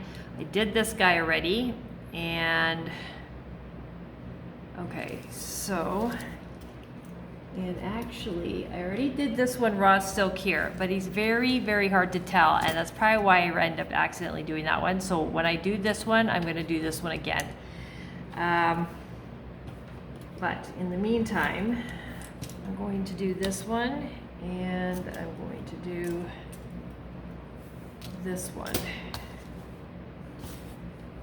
And even though I didn't do anything on the centers, I probably will just, like I said, I might just come back and do purple, because then I'll have 3 purple shades on that side. So we're just gonna go like this, guys.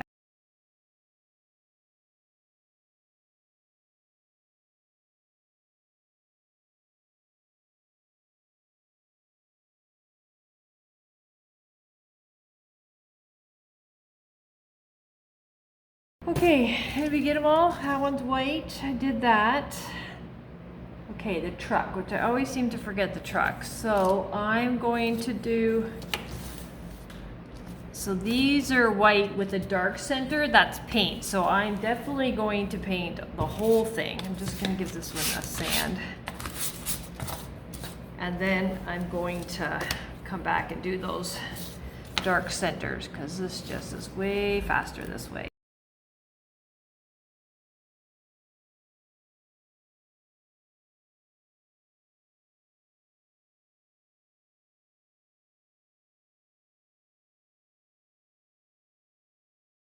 Good enough. Okay, oh, my eyes are going buggy, guys. Okay, so these guys need to be white. Now it is easier if you just put these on some tape because they're so little. So don't forget to do them, but I'm just gonna put mine off the screen probably because I don't think I have any room on the camera. Hold on, let me see. Let's get rid of you guys. Can I do you guys? Okay, yeah, I'm just gonna put them here. And just like the wheels, I'm just gonna paint them. I don't want to add any extra water. Oh, my stain, I should close that up. So I'm just gonna take, well, hold on, I gotta get that tip a little bit evened out.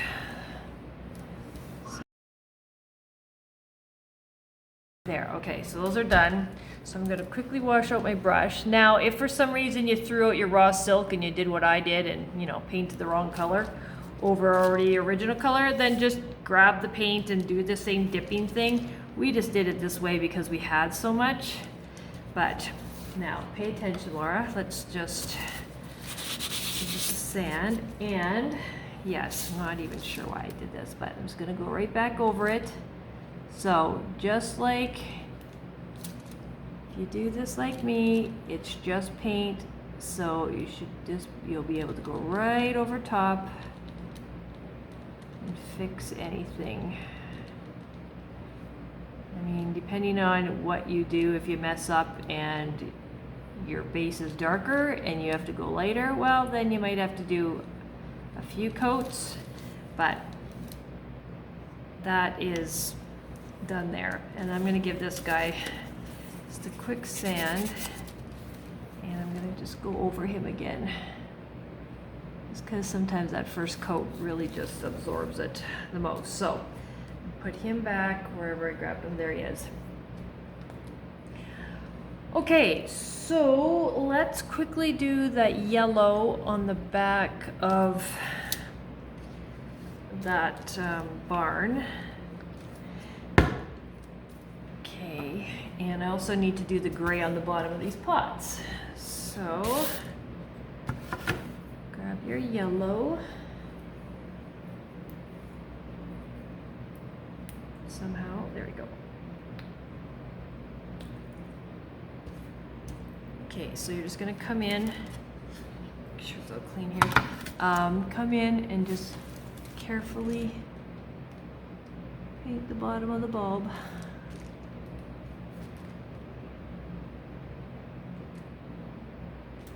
Okay, there's that one. Now, I know there was a couple spots I got some white on my yellow. I was going to remember where that was, but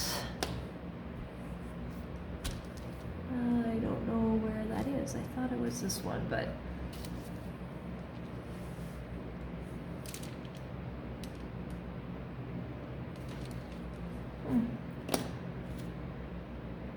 oh well, I'm actually gonna throw in one more. I'm gonna do one more in the back here, just now that I have it over, and just try and darken this up just a little bit, just because you're competing with that burnt edge, so sometimes it might need just a little bit more. Maybe it's this one that needed it. Oh yeah, there it is. Okay.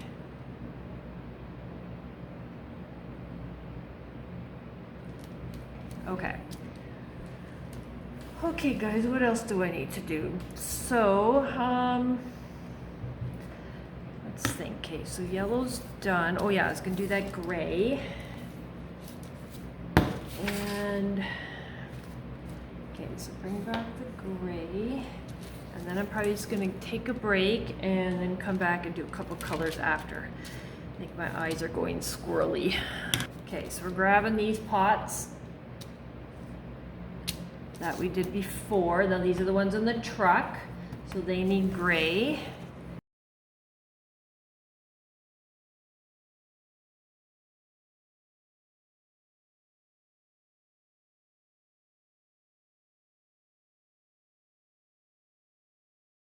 Do the same thing you did over there. So to me, this looks like a, you know, a cement pot now because it's got the different tones in it and it kind of smooshed it so it looks like cement. So yeah, those are sitting in the back of the truck anyway. So you can go ahead and play with things like that. Yeah, so now we've just got green to do. We've got the lighter yellow to do, and we've got purple to do, and a different brown. So we still have 4, but there's not a lot of bits and pieces left, just random colors. Hold on. Yeah, so the rest shouldn't take a long time. The white is what was a lot of the colors. So anyways, I need to take a break and I will come back in a little bit. All right, see you guys. Okay guys, I'm back. So let's work on a next color. So in the meantime, I did go back and do a second coat on the wheels. And I just avoided this bottom little bit. So those are done. So let's do some green so I can get that color thrown in and then I can go about my other ones. So yeah, so let's start with green. Scissors, okay, cut that off. Okay, so let's start with the truck because they seem to always forget the pieces on the truck. So the pots on the truck, for the back of the truck, they're green, so I'm going to start with those.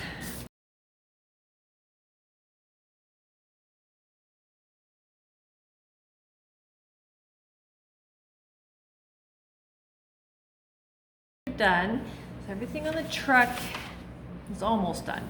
Okay, so let's move to, did I do that again? See, there's so many things I just messed up. Oh yeah, that's right, because we were doing the green on this. Yes, I already knew that. Okay, so remember I had taken this and I had painted it the wrong color. So I'm just going to give this a sand and I'm going right over the white with my green.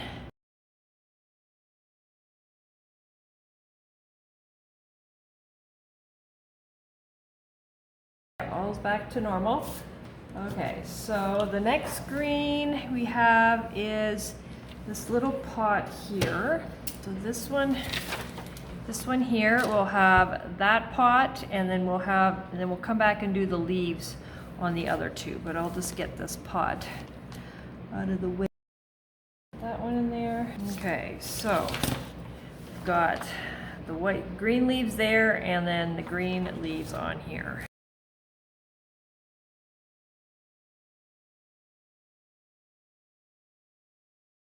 So that one's done. Everything on the green is done there. So if you flip it to the back, we've got a bit more to do. Okay, so this is the one from the top.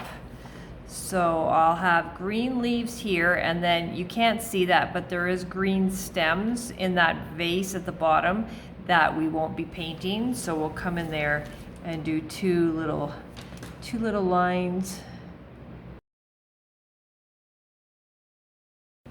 Okay, so this is the piece I'm talking about. So I'm gonna give this a sand because I want to take down some of that yellow tone on the bottom that comes from scoring the wood.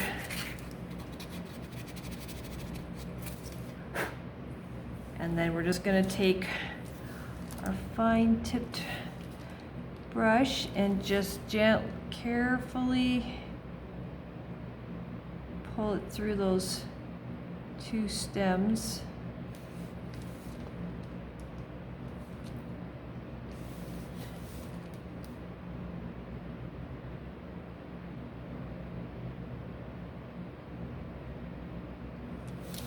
Just enough to do that.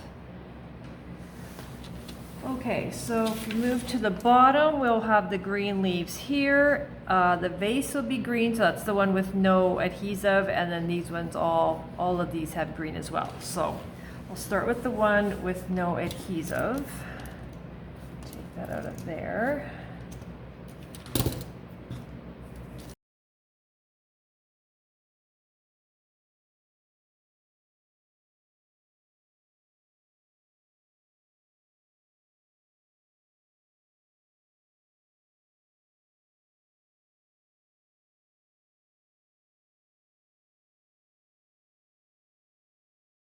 Next I'm gonna do the purple next, I think, and then we'll finish off with the other lighter yellow and the other darker brown that can kind of look like the stain that we did. So, all right, so let's do purple. So these ones are here, and then we'll have the purple flowers at the bottom in that green vase we just painted. So I'm going to grab that as well. Oops, I always forget this one has green leaves. Probably because I couldn't, yeah, they're on the picture. So, all right, so we'll have to come back after and do them. Just the background on that printout made it really hard to see these. And now that I've come in here, I can see where they are. So as I stop, so right there is a leaf and right down here is a leaf. So if you painted it like me, you will have to just paint over it, which is fine. It happens. Like I said, I've done it before. Okay, so let's put this green. Nope, that's not the green. I'm just gonna grab the green and put it there so I don't forget. And it is in the picture. It's just really hard to tell just against how it's printed. So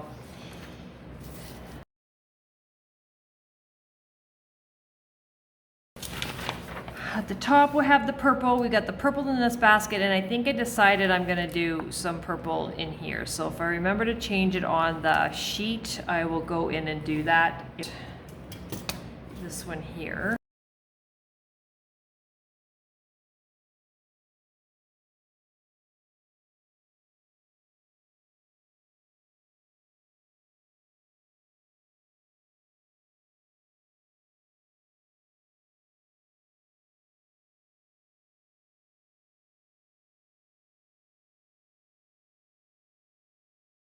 Got this one. We decided we were going to do some purple in there, so I just decided I'm going to sand that and then come in here.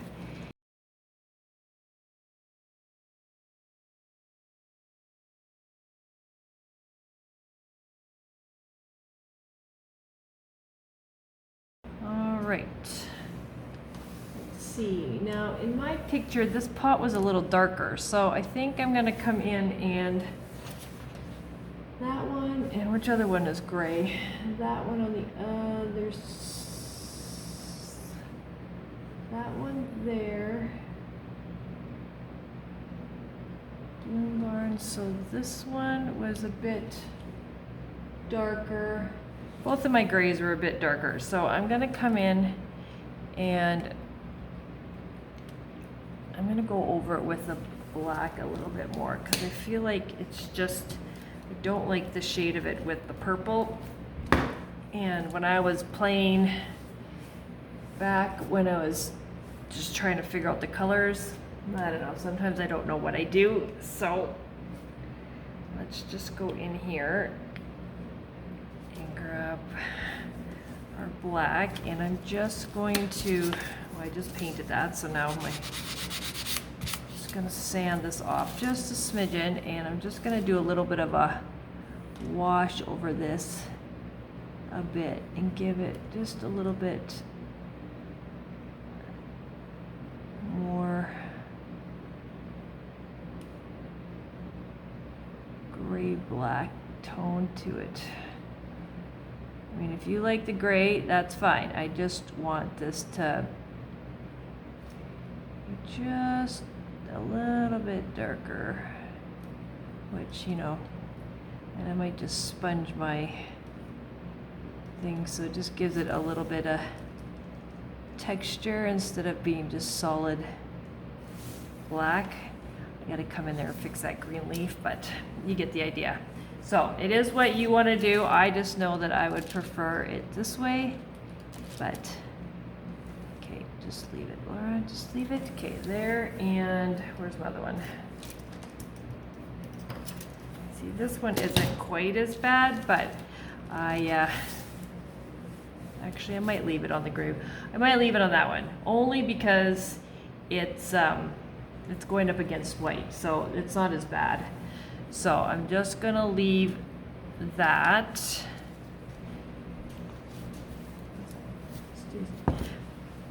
Okay, so I'm gonna grab my green again because I gotta fix this one. Okay. I'll lock it. Okay, so I'm gonna just come in here and add the green leaves that I forgot. I can tell my purple could use a little bit more, but I'm not going back in there. All right, so I'm just gonna fix my green leaves here.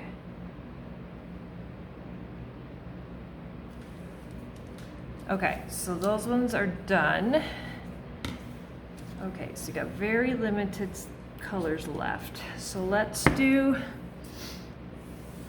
what do we want to do? Let's do the brown. Now in the picture, I mean, you're gonna look at it, it's like, oh, my stain is looking pretty dark, but we also did a really darker brown, so hopefully you didn't go too dark with your stain, because that will, you know, they might look the same, but it really shouldn't, because this is a bit darker. Ones that are really dark, so it'd be the center of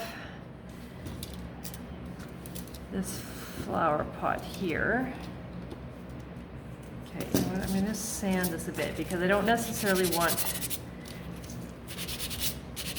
Okay, so see, remember before I was talking about some of the pots are worn back a bit, so just because it's a wash, it's going to be easier to sand back and give it a little bit of texture rather than it being like solid black.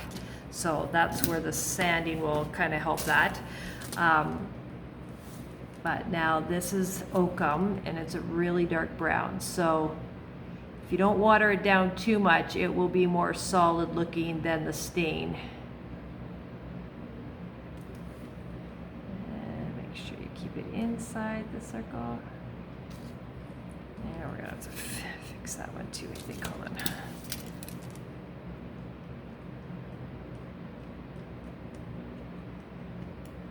There we go. Okay, so that one's done. He's also on this one that has no adhesive. So those dark brown dots, circles there, are also the same brown. So that's this one.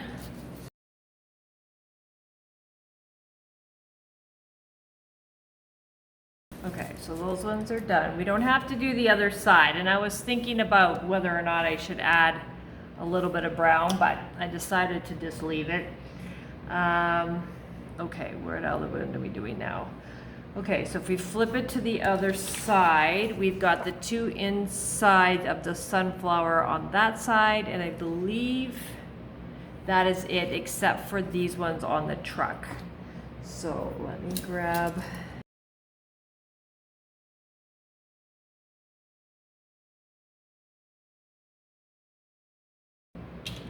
All right, so I'm gonna give these a sand first.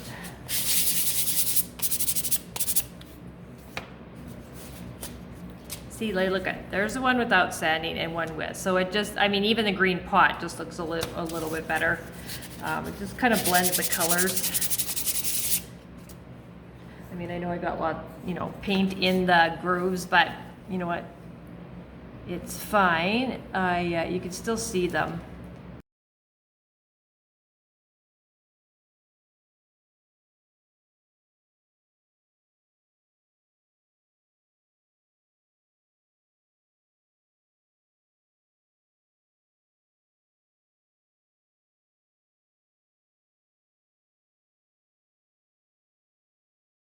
There, those ones are done. Okay, so the last one we have is the yellow, the light yellow.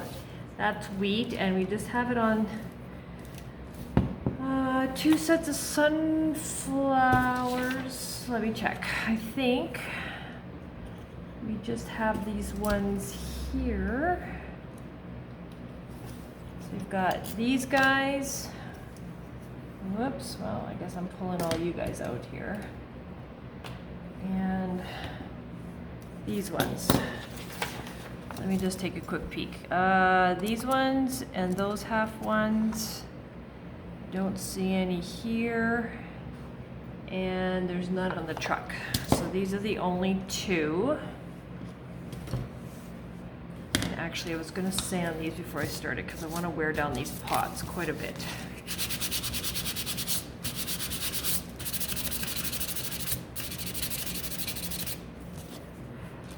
There, so look at, so you already get some texture by really distressing it, or you can just leave it solid, but to me, I like the fact that it's wearing down. So I'm just going in all sorts of directions to wear down that pot, and then I'm also gonna come in and sand that stain down, and then I'll give these a wipe. There we go. So then that way they don't look so flat and boring. They've got a little bit of texture now. So, okay, so wheat. So, I'm just gonna finish these.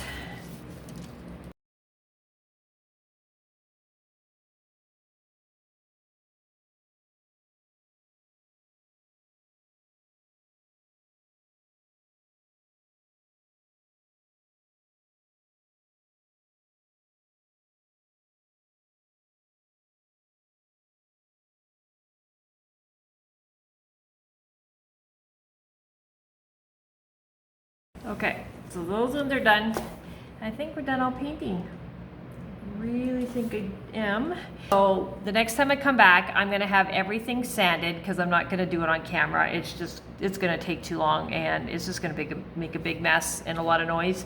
So I'm gonna have all the pieces sanded, and then we will go ahead and start assembling the truck and the barn.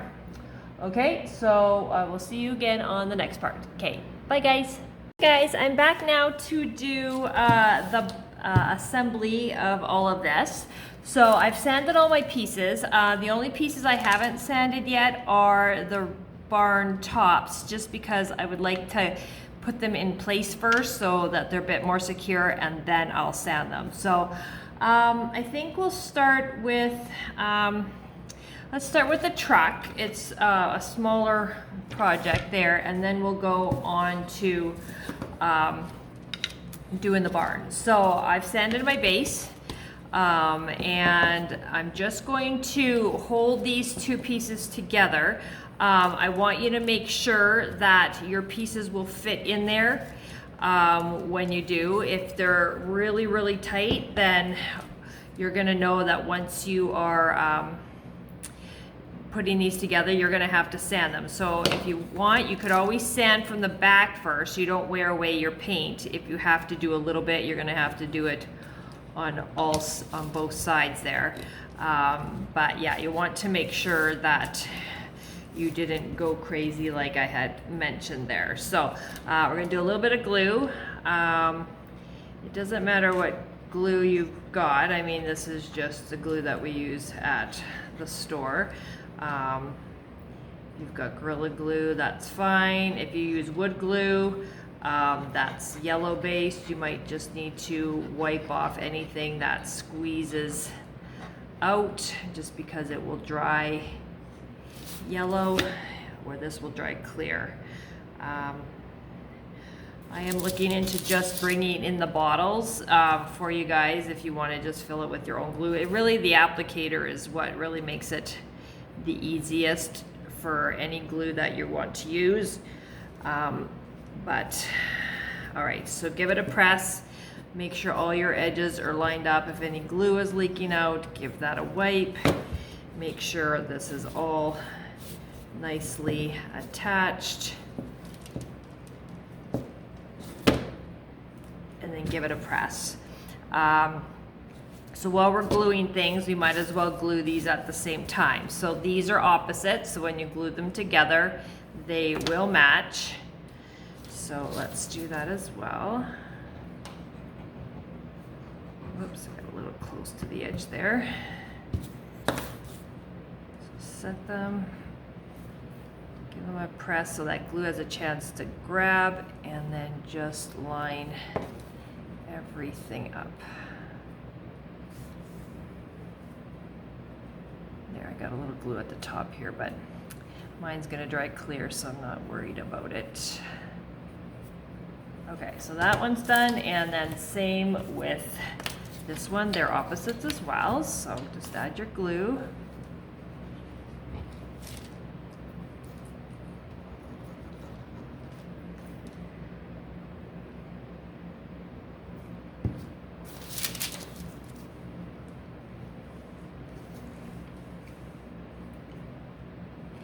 You want to make sure your table is level, because if you put some glue on and it's kind of off, sometimes they'll slide. So just keep an eye on them. Make sure that if you've used too much glue that the pieces haven't shifted. But all right, so those ones are done. We're going to set those off to the side. Let's bring in your truck. You should have, so the slots aren't exactly centered. So the front is the little gap here, and then the longer part is for the back. So that's how it will sit. So now let's do our bumpers here, or our wheel covers. So this one will be here, and because I always get these wrong, I just gotta nope. I don't have my picture here.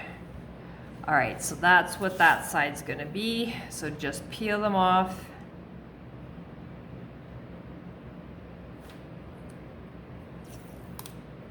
And set into place.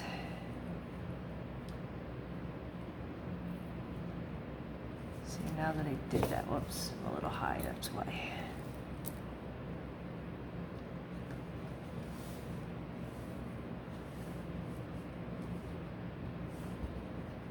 Okay, and then press into place.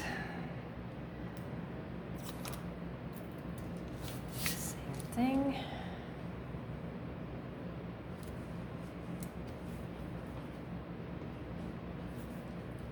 Okay, and then repeat.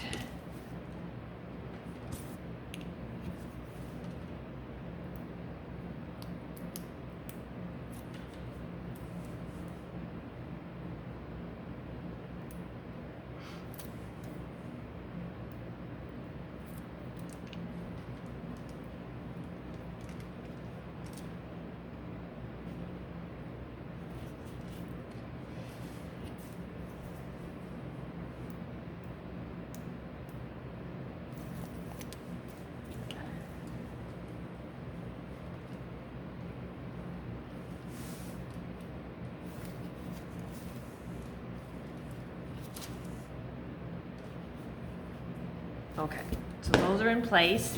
These ones you will place, there's no score marks on these to figure that out. I've just got a little bit of black dust from wherever I was touching.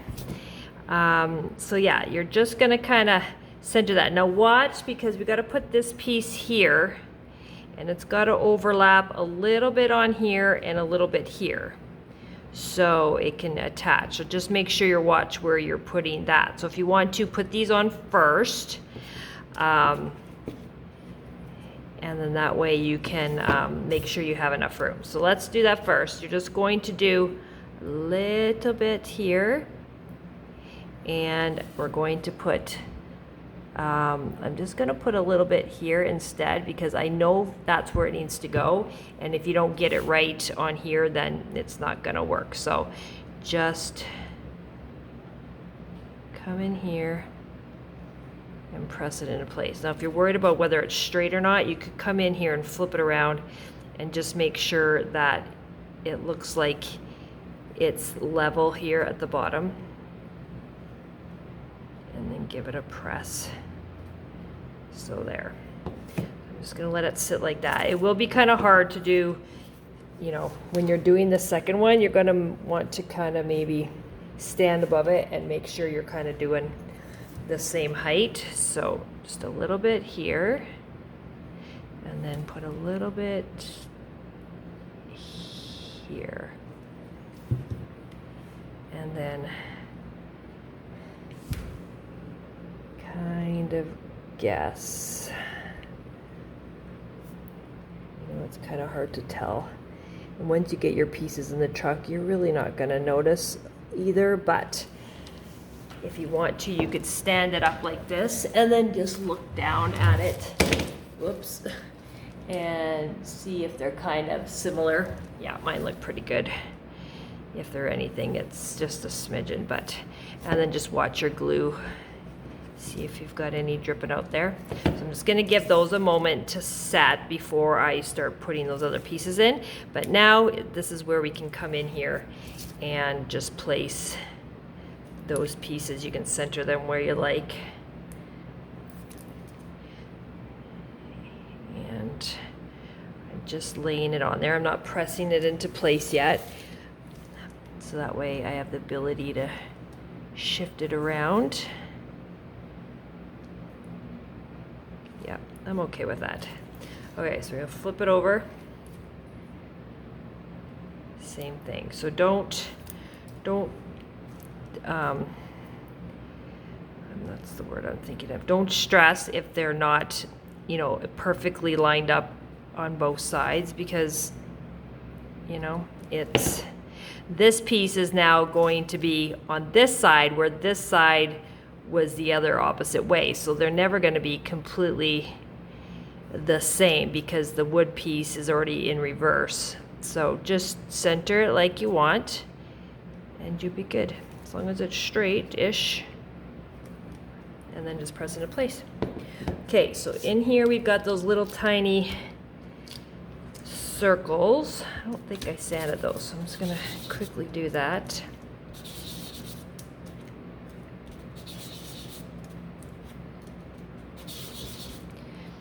Okay.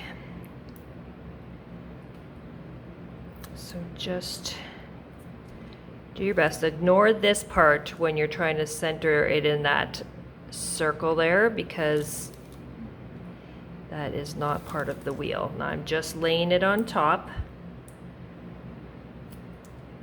so I can get an idea if they look the same. They're pretty close.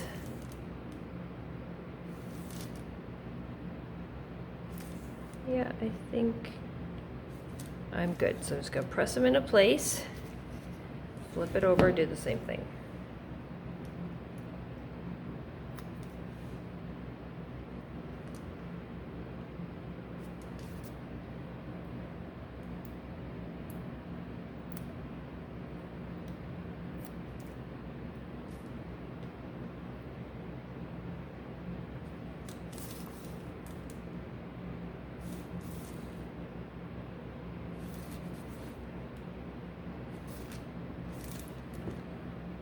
Okay, so I'm not going to glue it in here. It should be a pretty tight fit. So just push on it so it matches at the bottom here. It should be, you should be able to push it pretty close to this, almost down there, like it's maybe a hair, because you can't really go any further on the wheels. And then you can set these in here. Now they'll be snug because they're the same same thickness as the truck, and then these will just sit in here. And I can't remember which way I put these in. I think it's this way. Either way. No, I flipped. I think this one goes the other way.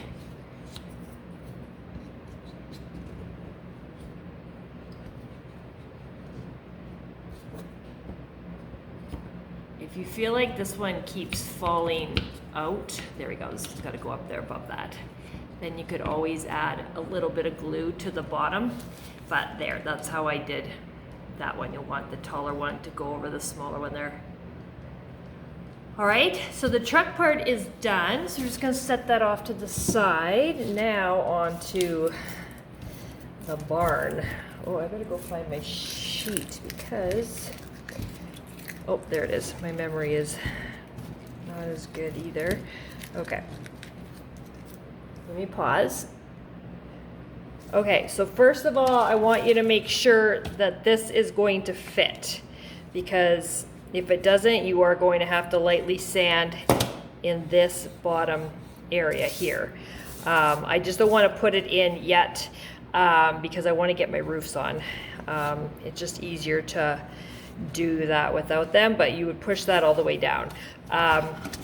Because once we're done getting these on, then we are going to do the part here, but we can't do the barn doors unless that bottom piece is on. So let's work our way from the top down.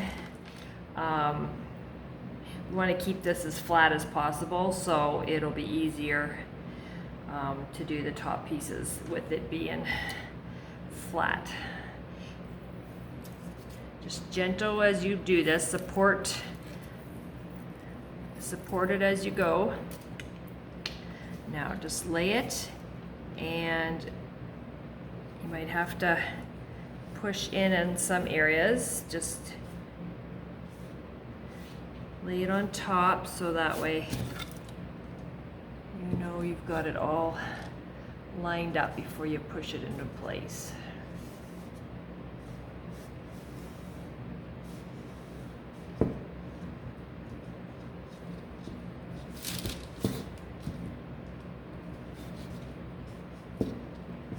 Okay, I think I'm good. So I'm gonna give that one a press. Flip it over. Do the other one.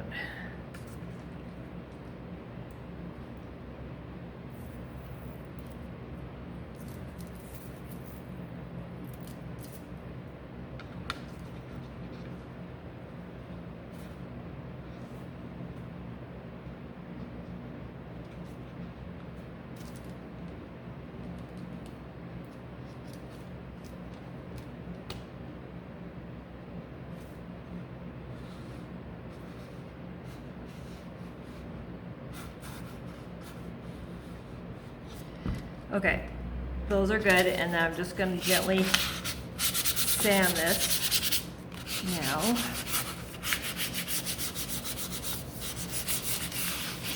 And where's my towel here?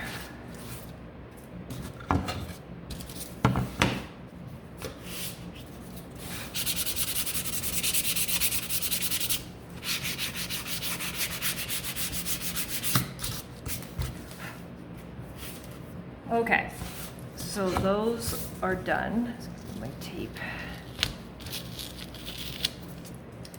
Okay, so the next part we want to do is we want to do these top pieces, and I know you're all going to be like, Laura, why is there no score marks? Well, you know what? I didn't put them on there. The lady didn't put them on there, and I know you can do it. So, all right. So we're making sure you put it in the right way, because this way is a little skinnier and this piece won't fit. So make sure when you're doing this, use this piece to make sure that you're doing it the right way. So I'm not going to put it in there, but we want to make sure that we leave enough spacing. So this is the front of my barn because the score marks are there. So right now I want you to grab just your pieces, because we want to kind of get an idea on spacing. Make sure you leave enough room for some of these pieces. So let me grab my knife. So we're not grabbing all of them. I'm just grabbing the ones that are going to affect where this goes. So we definitely need this piece. And then I need to make sure I get these daisies at the side, because if we're too high or too low, we might not have enough space for these. So we want to make sure, I think the barn door can come down just a little bit more. If you need to check how that barn door low it will go, you can always turn this on its side and just line it up, making sure the bottom matches, and then you can kind of just push that in place, just to kind of make sure you got your spacing right. Okay, so let's see. I want you to go this way. And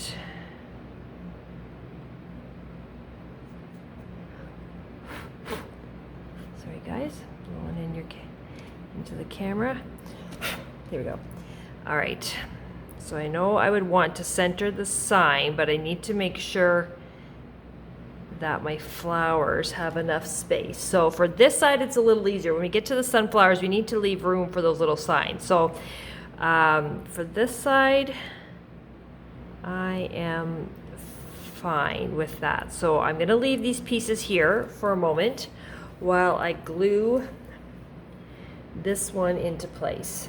So just make sure, remember which way it's going.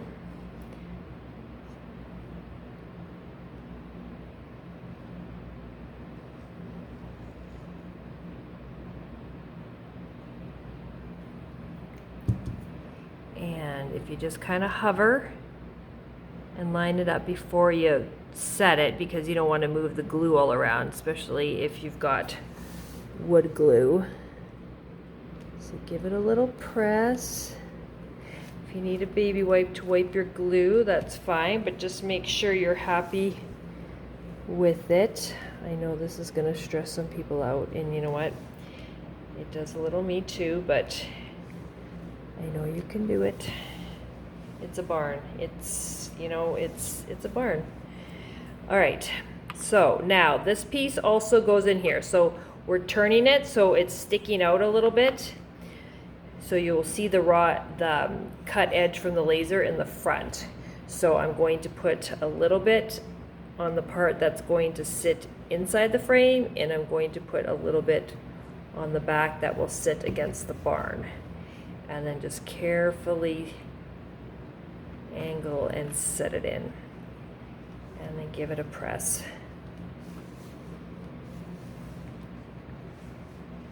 Okay, so if you want to, while we're at it, we can stick these since you know exactly where you want them, or you can wait till we do the barn bottom. You know what? I'm just gonna do that so you guys can, because I know for some you might want to make sure that is all exactly spaced. Okay.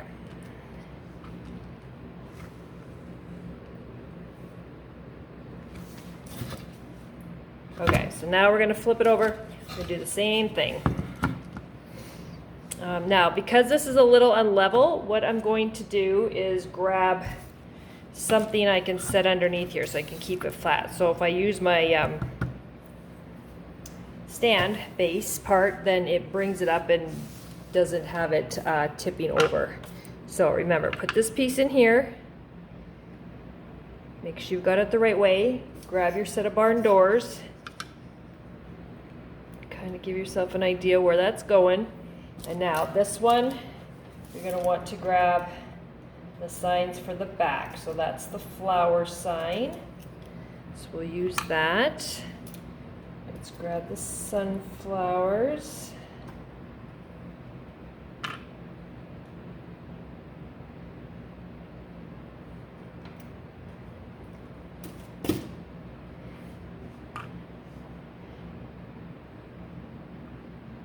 Okay, so that's there. I just want you to, yeah, no, you should be fine. I'm trying to look at my picture. Yeah, no, I think we're good. Because then your little pieces, I'll just grab a couple here. Because these guys are gonna position themselves down here, so. All right, so what we can do is we can glue this guy into place. Now, if you felt like he was a little bit more down on the other side, you can kind of check. But remember, you're never going to see both sides at the same time, where it's going to make a difference as to just how exact that is.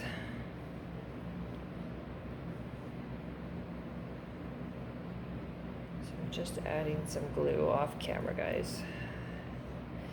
Okay, so take your piece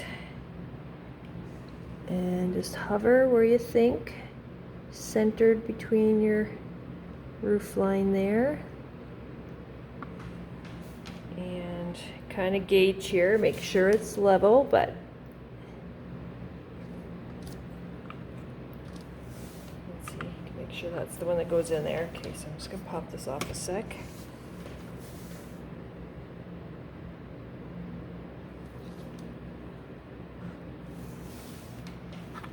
And if you need to, you can use this straight edge here as to whether or not it's straight. You know what? I'm good. All right, same thing. You're gonna add a little glue to here and a little glue back there and set.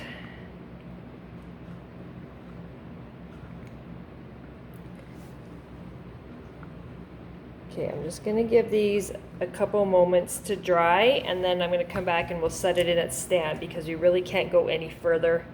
I mean, yes, we could do the flowers up at the top. Maybe we'll do that. We can do the flowers up at the top. I'll just let this dry so I know this isn't gonna fall out, and then I will be right back. Okay, so that should be dry, so I'm just gonna take, I'm just gonna leave them there for a second so we remember this is the back, so you need to grab your back pieces. So on your sheet, we're down here, we're gonna need the ones where all the signs are. So you're gonna grab those 3 flower sections that are up at the top.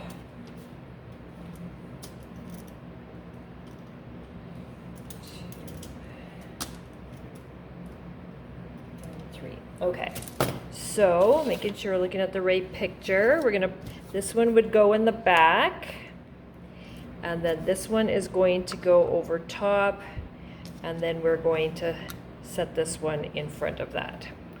All right, so these all have adhesive, so we're just gonna peel and stick.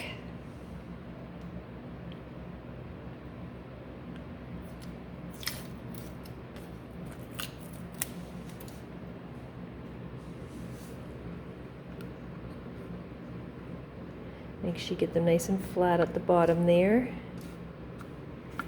Give them a press.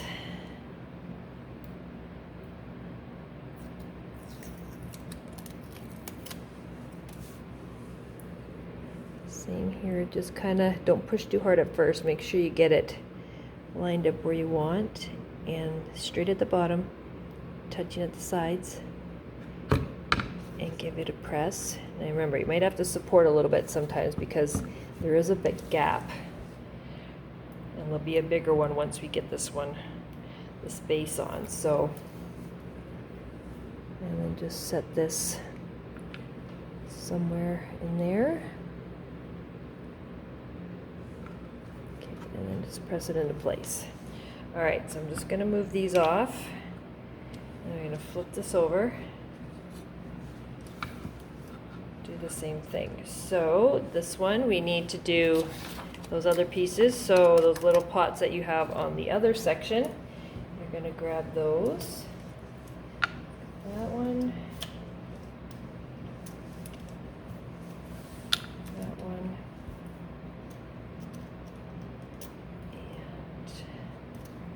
And this one. So you see by all that distressing I did, you kind of take that plain color and you give them a little texture. So that's what, and because we didn't do heavy layers of paint, then you know, it runs, you can wear that off pretty quickly. All right, so that one would go in there. This one is going to sit here. Now it's not going to have too much to hold on to, so you might want to put just a little bit of glue at the bottom of that, and then this one will layer in the front. So let's start with this one. Straight at the bottom, push to the sides. So I'm going to peel this. I'm going to add a little glue while I'm at it. Close that up. And that way, as I set it,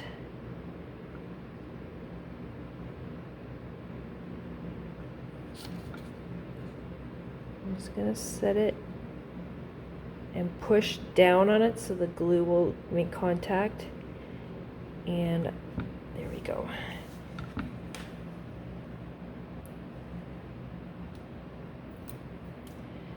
Okay, and then this one is just going wherever there. Okay, so I'm just going to give this just a moment to dry before I stand it up and do this one. So I'll be back in just a sec. Okay, so now we're back. So now we need to get this stand in here because we can't really go any further until we get those barn doors on. So give it a push. If you can't get it in all the way, then at least try and get it as even as possible into those slots. Yeah, like mine is like a micro little bit.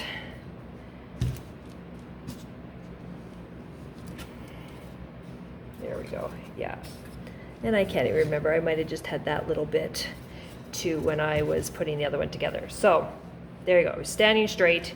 So let's start with the front. So what we have to do is you should have stained those backs because we are going to center. Our center is the light.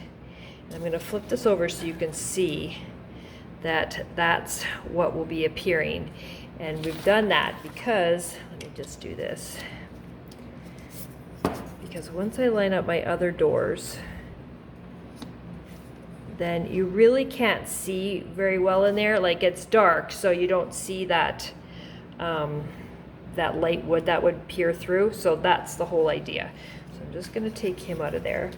Now, if you want to, just so you have an idea, you can always come in with a pencil and just give an idea where not to glue, and so that you know to just glue all of the rest. But even if you did halfway, it's still gonna hold. So, and then when we do this isn't gonna come all the way. See, it comes down. How am I gonna do this? So you can see it only makes contact really on that top lip, not that whole section. So don't put a whole lot of glue in here because it will be seen. So you really just wanna do a thin little piece up at the top, and then just kind of squiggle back and forth, just leaving that area open, and then just hold on to it. Sides are good, and then you got to make sure you push it right down to the bottom, but you want to center it over that light as best you can. Push and press. Yeah, and then you most likely will have some glue seep out the top just because we had to put it so close to that edge. So you can always just, I mean, mine dries clear, but you can just take a baby wipe, an X-Acto knife, and just run it along that edge. And the knife helps because it gives you that nice pointed tip. All right, so I'm just gonna give that a moment because I want to go get these lined up before we start laying the flowers, because there is a flower that sits in between here that we'll want to have both doors for. So flip that over, same thing. I'm going to do that other door now. And so now when you line up this one, when you're looking at it, you want to make sure that you are lined up so they are the same.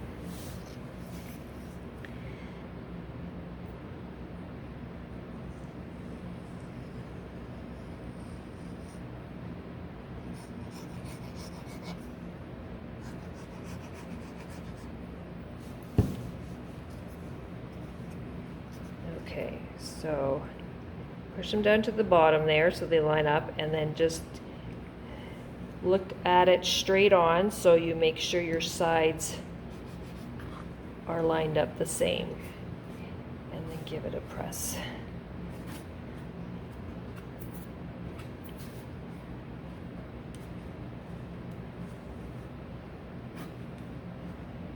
Okay. So that's that part. I'm going to flip this back over, and I'm going to start from the front. I'm going to try and sit down because it's really hard on my neck looking down here. Okay, so what we're gonna do is we're gonna do this part first. So this is the bloom barn. Oh, I think I'm gonna stand up again because I want to make sure I get these centered and I get my flowers, you know, looking pretty even. All right, so get an idea where you want that. And like I have this one kind of coming in over here, so that's kind of having them the same coming in this distance. And if you like that, then just leave them there for a second and center this.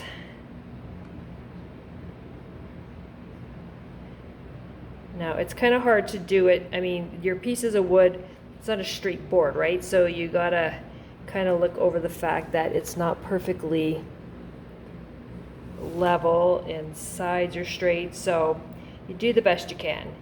And that's gonna do for me. Okay, I'm not pressing it in completely. I'm gonna take the backs off of these.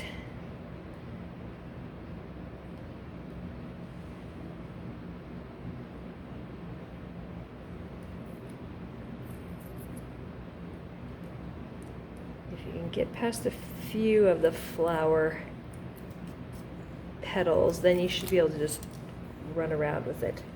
Okay, so the grain on these ones are going side to side. That's the way I've decided to do them.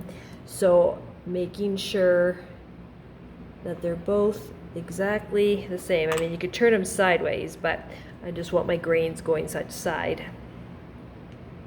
In the cutting template, they're up and down just because that's the way it is, and that's why this one is. So you can turn them that way too. Just whatever you do to one, probably want to do to the other. Okay. There we go. Okay, so I'm just going to take that bottom corner there and kind of line it up with there, keeping that spacing pretty close.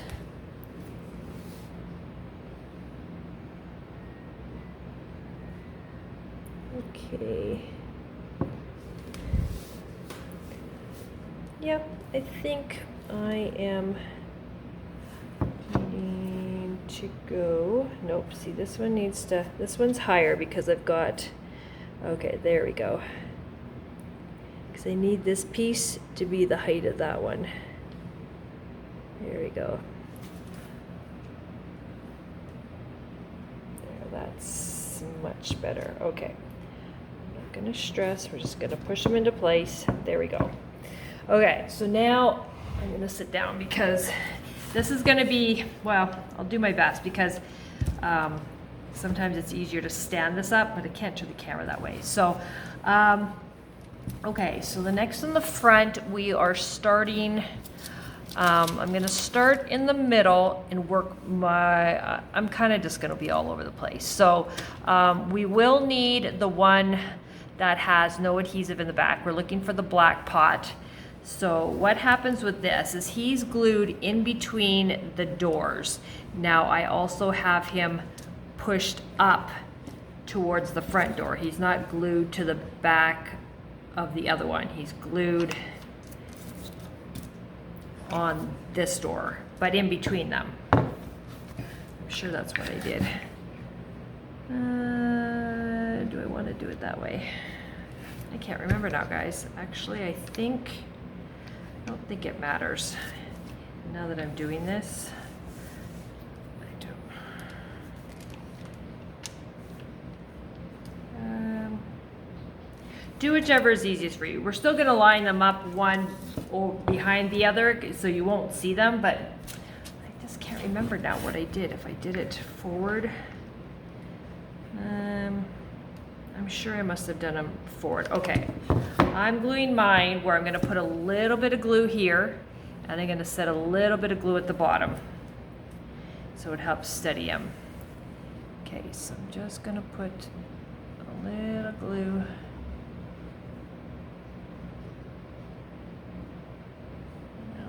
bottom. So if you do it to glue to the back, then you'll glue on the back side of it only a little bit. But you're gonna have to get in here. And I'm gonna have to hold this, guys, for a second. So you've pushed it down so it makes contact with your stand. But you also have to make sure you put some pressure from the back. And I can't.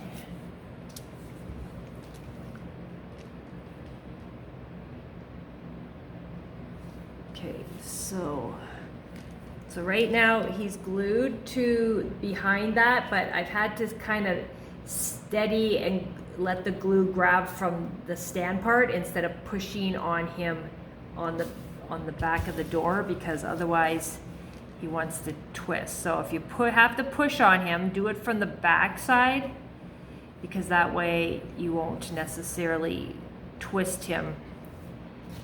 So I set him in so I know where he was. I pushed down on him so the glue made contact, and then I came from the back and I kind of pushed from the top and pushed in on the side so it made contact here behind the door. I know, that sounded weird. Anyways, just do what you can to get him in here. So that one is done. I'm just gonna let him stand up for a second while he's drying so he doesn't want to slide forward. Okay, so I'm just gonna set him out of the way for a second. So right now I'm gonna start here and I'm gonna do these two flowers and then work over here. But we kind of want to lay them out so you can get the spacing. You want to make sure when you do this guy that the amount that you've painted in the back is the only amount that's going to stick out. So like right now I've laid them over top, but if I flip them over, see, I forgot to do the pot. So this is where I can just come in here and paint this white. But we'll do that here as soon as I know where these other two pieces go, because I might have to come out a little bit further. So it's not the end of the world. We'll just take our brush and quickly paint that. It's better than leaving it plain. So, all right. So let's lay this down, and now we'll grab all of those other pieces. So where is my knife?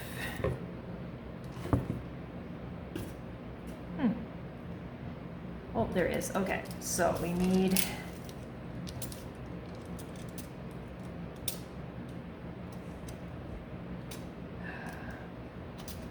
so we need this guy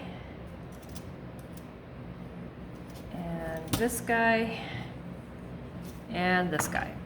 Okay, so when I lined up mine, I lined this one right up to the edge of the door, and he sits right at the bottom. And then this guy kind of will overlap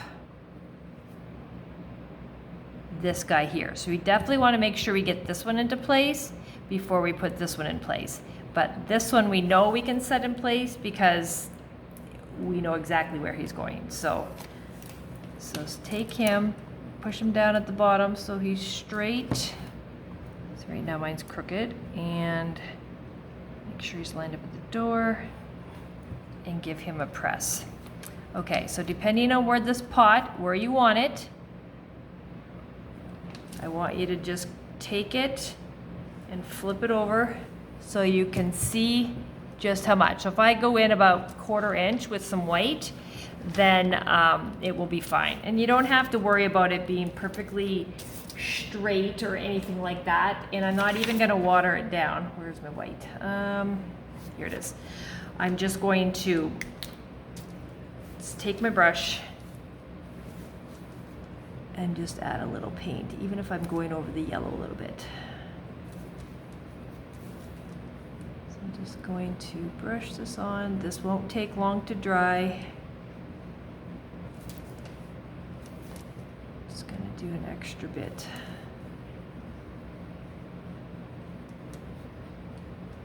There, so I'm just gonna give that a second. I'm gonna wash my brush, and by the time I come back, it'll be dry enough to pretty much glue into place. So if you're not putting any glue on that part anyways, you should be fine.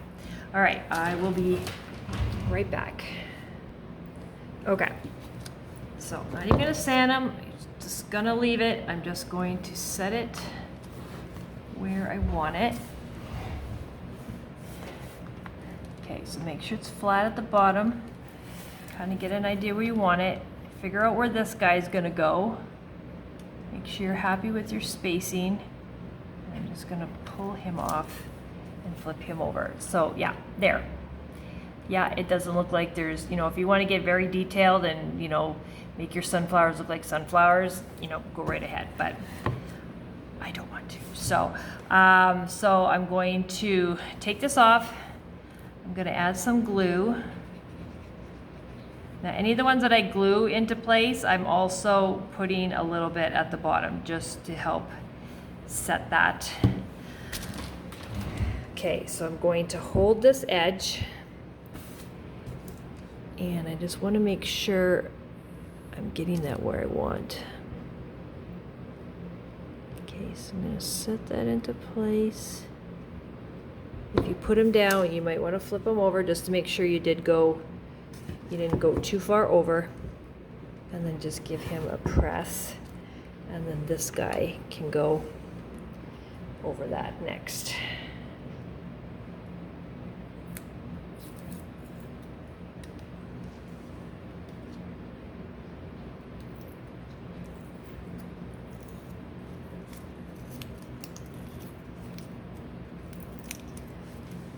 Okay, and then we can just center that where you want it.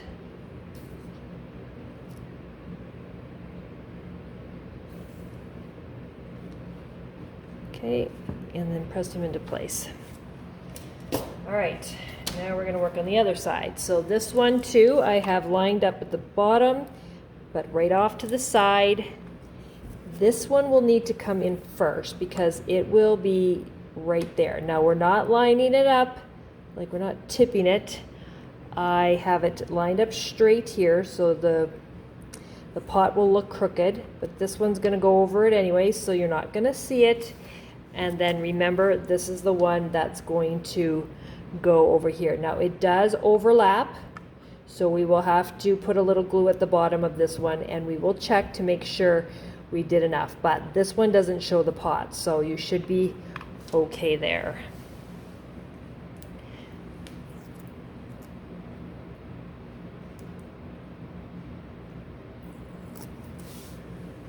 Okay, so make sure it's on the side there, and then just push this one next.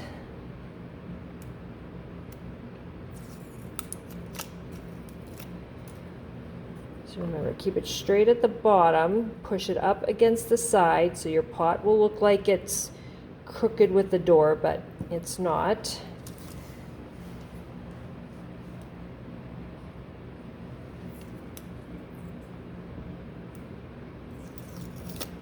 And then this one goes over top. So you'll still see a little bit of the pot, but it hides that gap there. Okay, so remember, this one's going over top. So I know for sure that I made sure this pot is at the same edge as the barn. So I'm just going to kind of hold it. So as long as you don't go over with the pot, then you will be fine. So yeah, we'll be okay.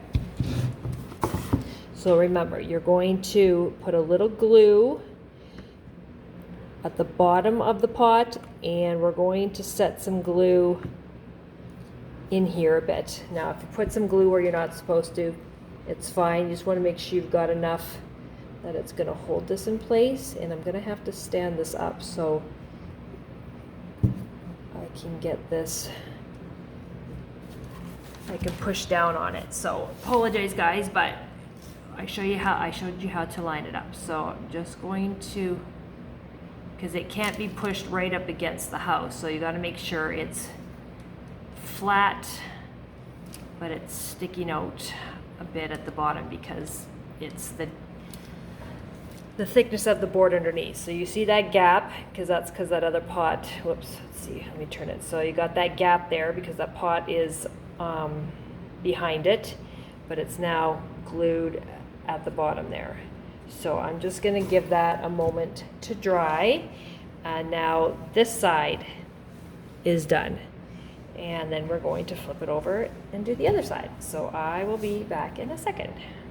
Okay guys, now mine's dry, so I'm gonna flip it over and I'm gonna start with this section here again. So I'm just gonna take these and lay them out first where I think I want them to go. Turn mine side to side again. Okay, so I want to keep my height. I'm going to reverse this one here. Let's see.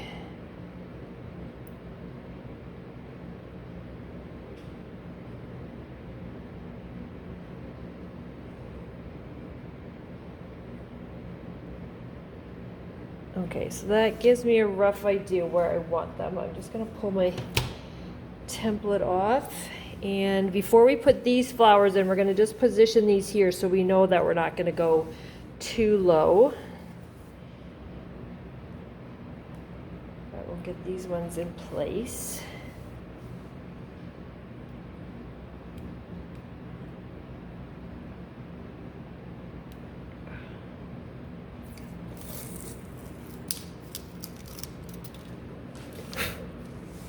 Okay, so I'm just going to lay it till I know where I want it for sure.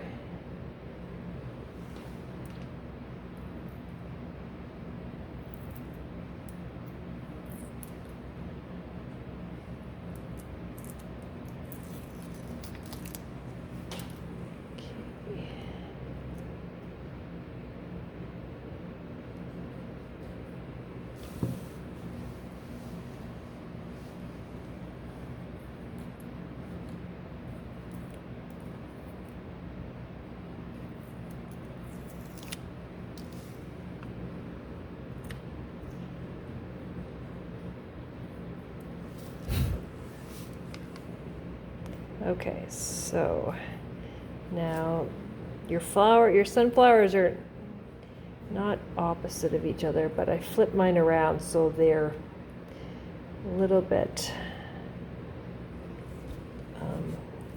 reversed, but it's just trying to get them to look somewhat balanced. You know what? I'm gonna just, oops.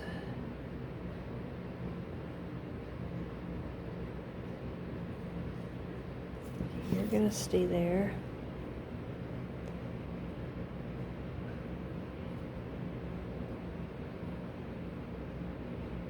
Now, if you're looking at your gap here, remember your leaf petals, if you've got the same height here, this is going to be just slightly off, but I'd rather them be the same height.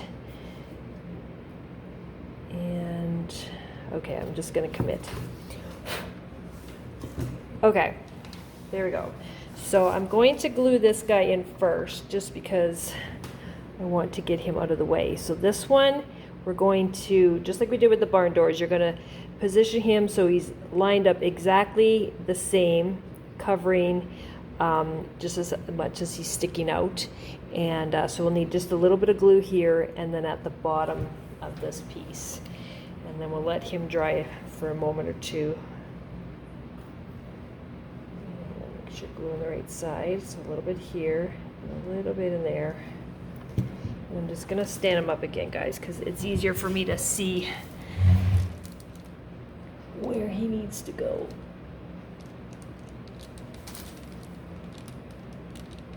Because especially when you're looking at him, you want to make sure that he's lined up the same.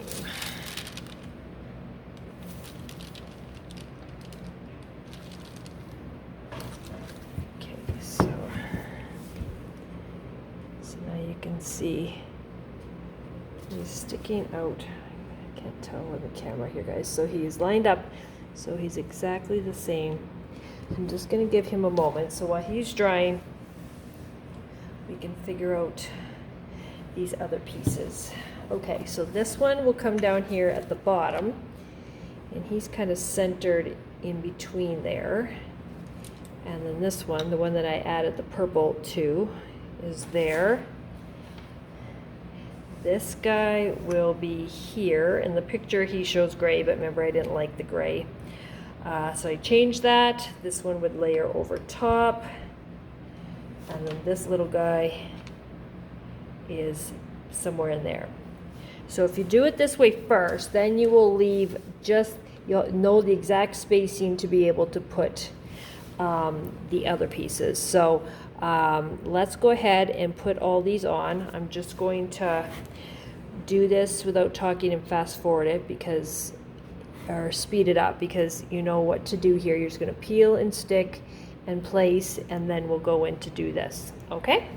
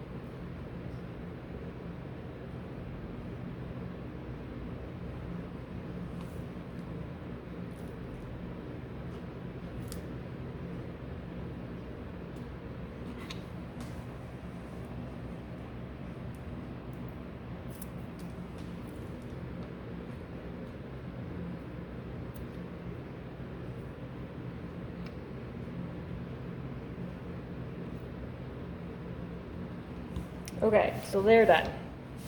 Okay, so I'm grabbing the 3 from that one side, and grabbing the 3 from the other side. So really, it's about spacing.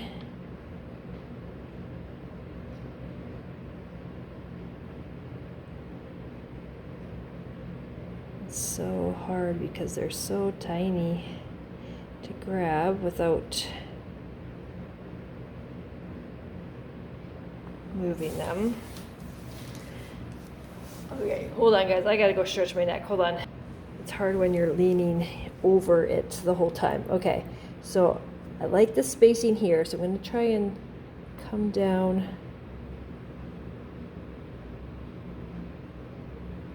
a little bit here.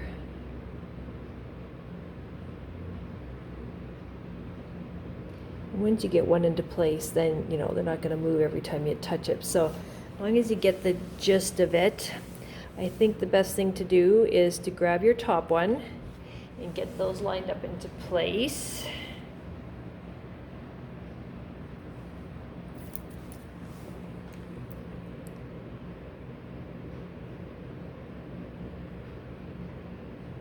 Okay.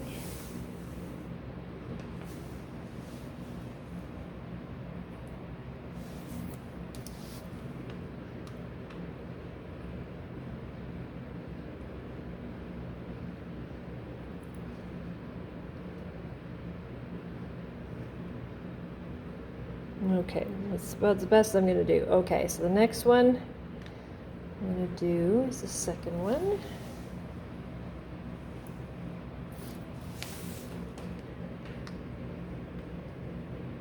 And just figure out your spacing if you want it to be closer together or...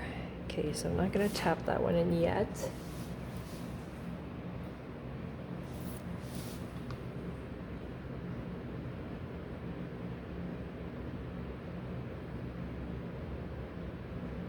Just want to make sure this guy's got enough room down here. Okay, I'm just going to tap that one. These guys, I'm just going to go up just a smidgen.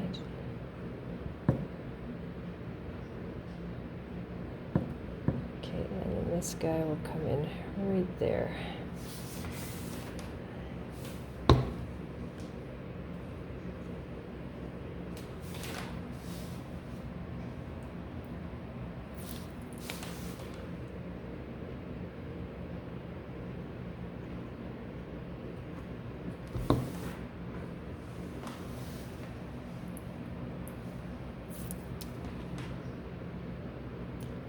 All right, last piece. There you go. And you did it. It's all done.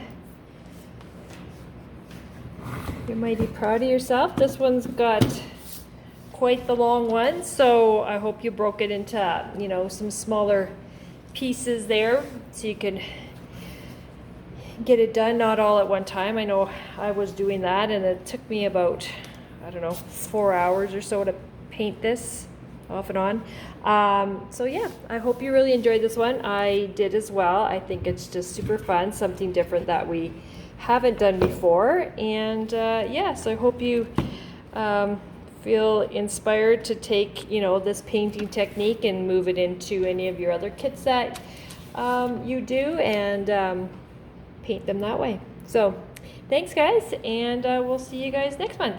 Okay, bye.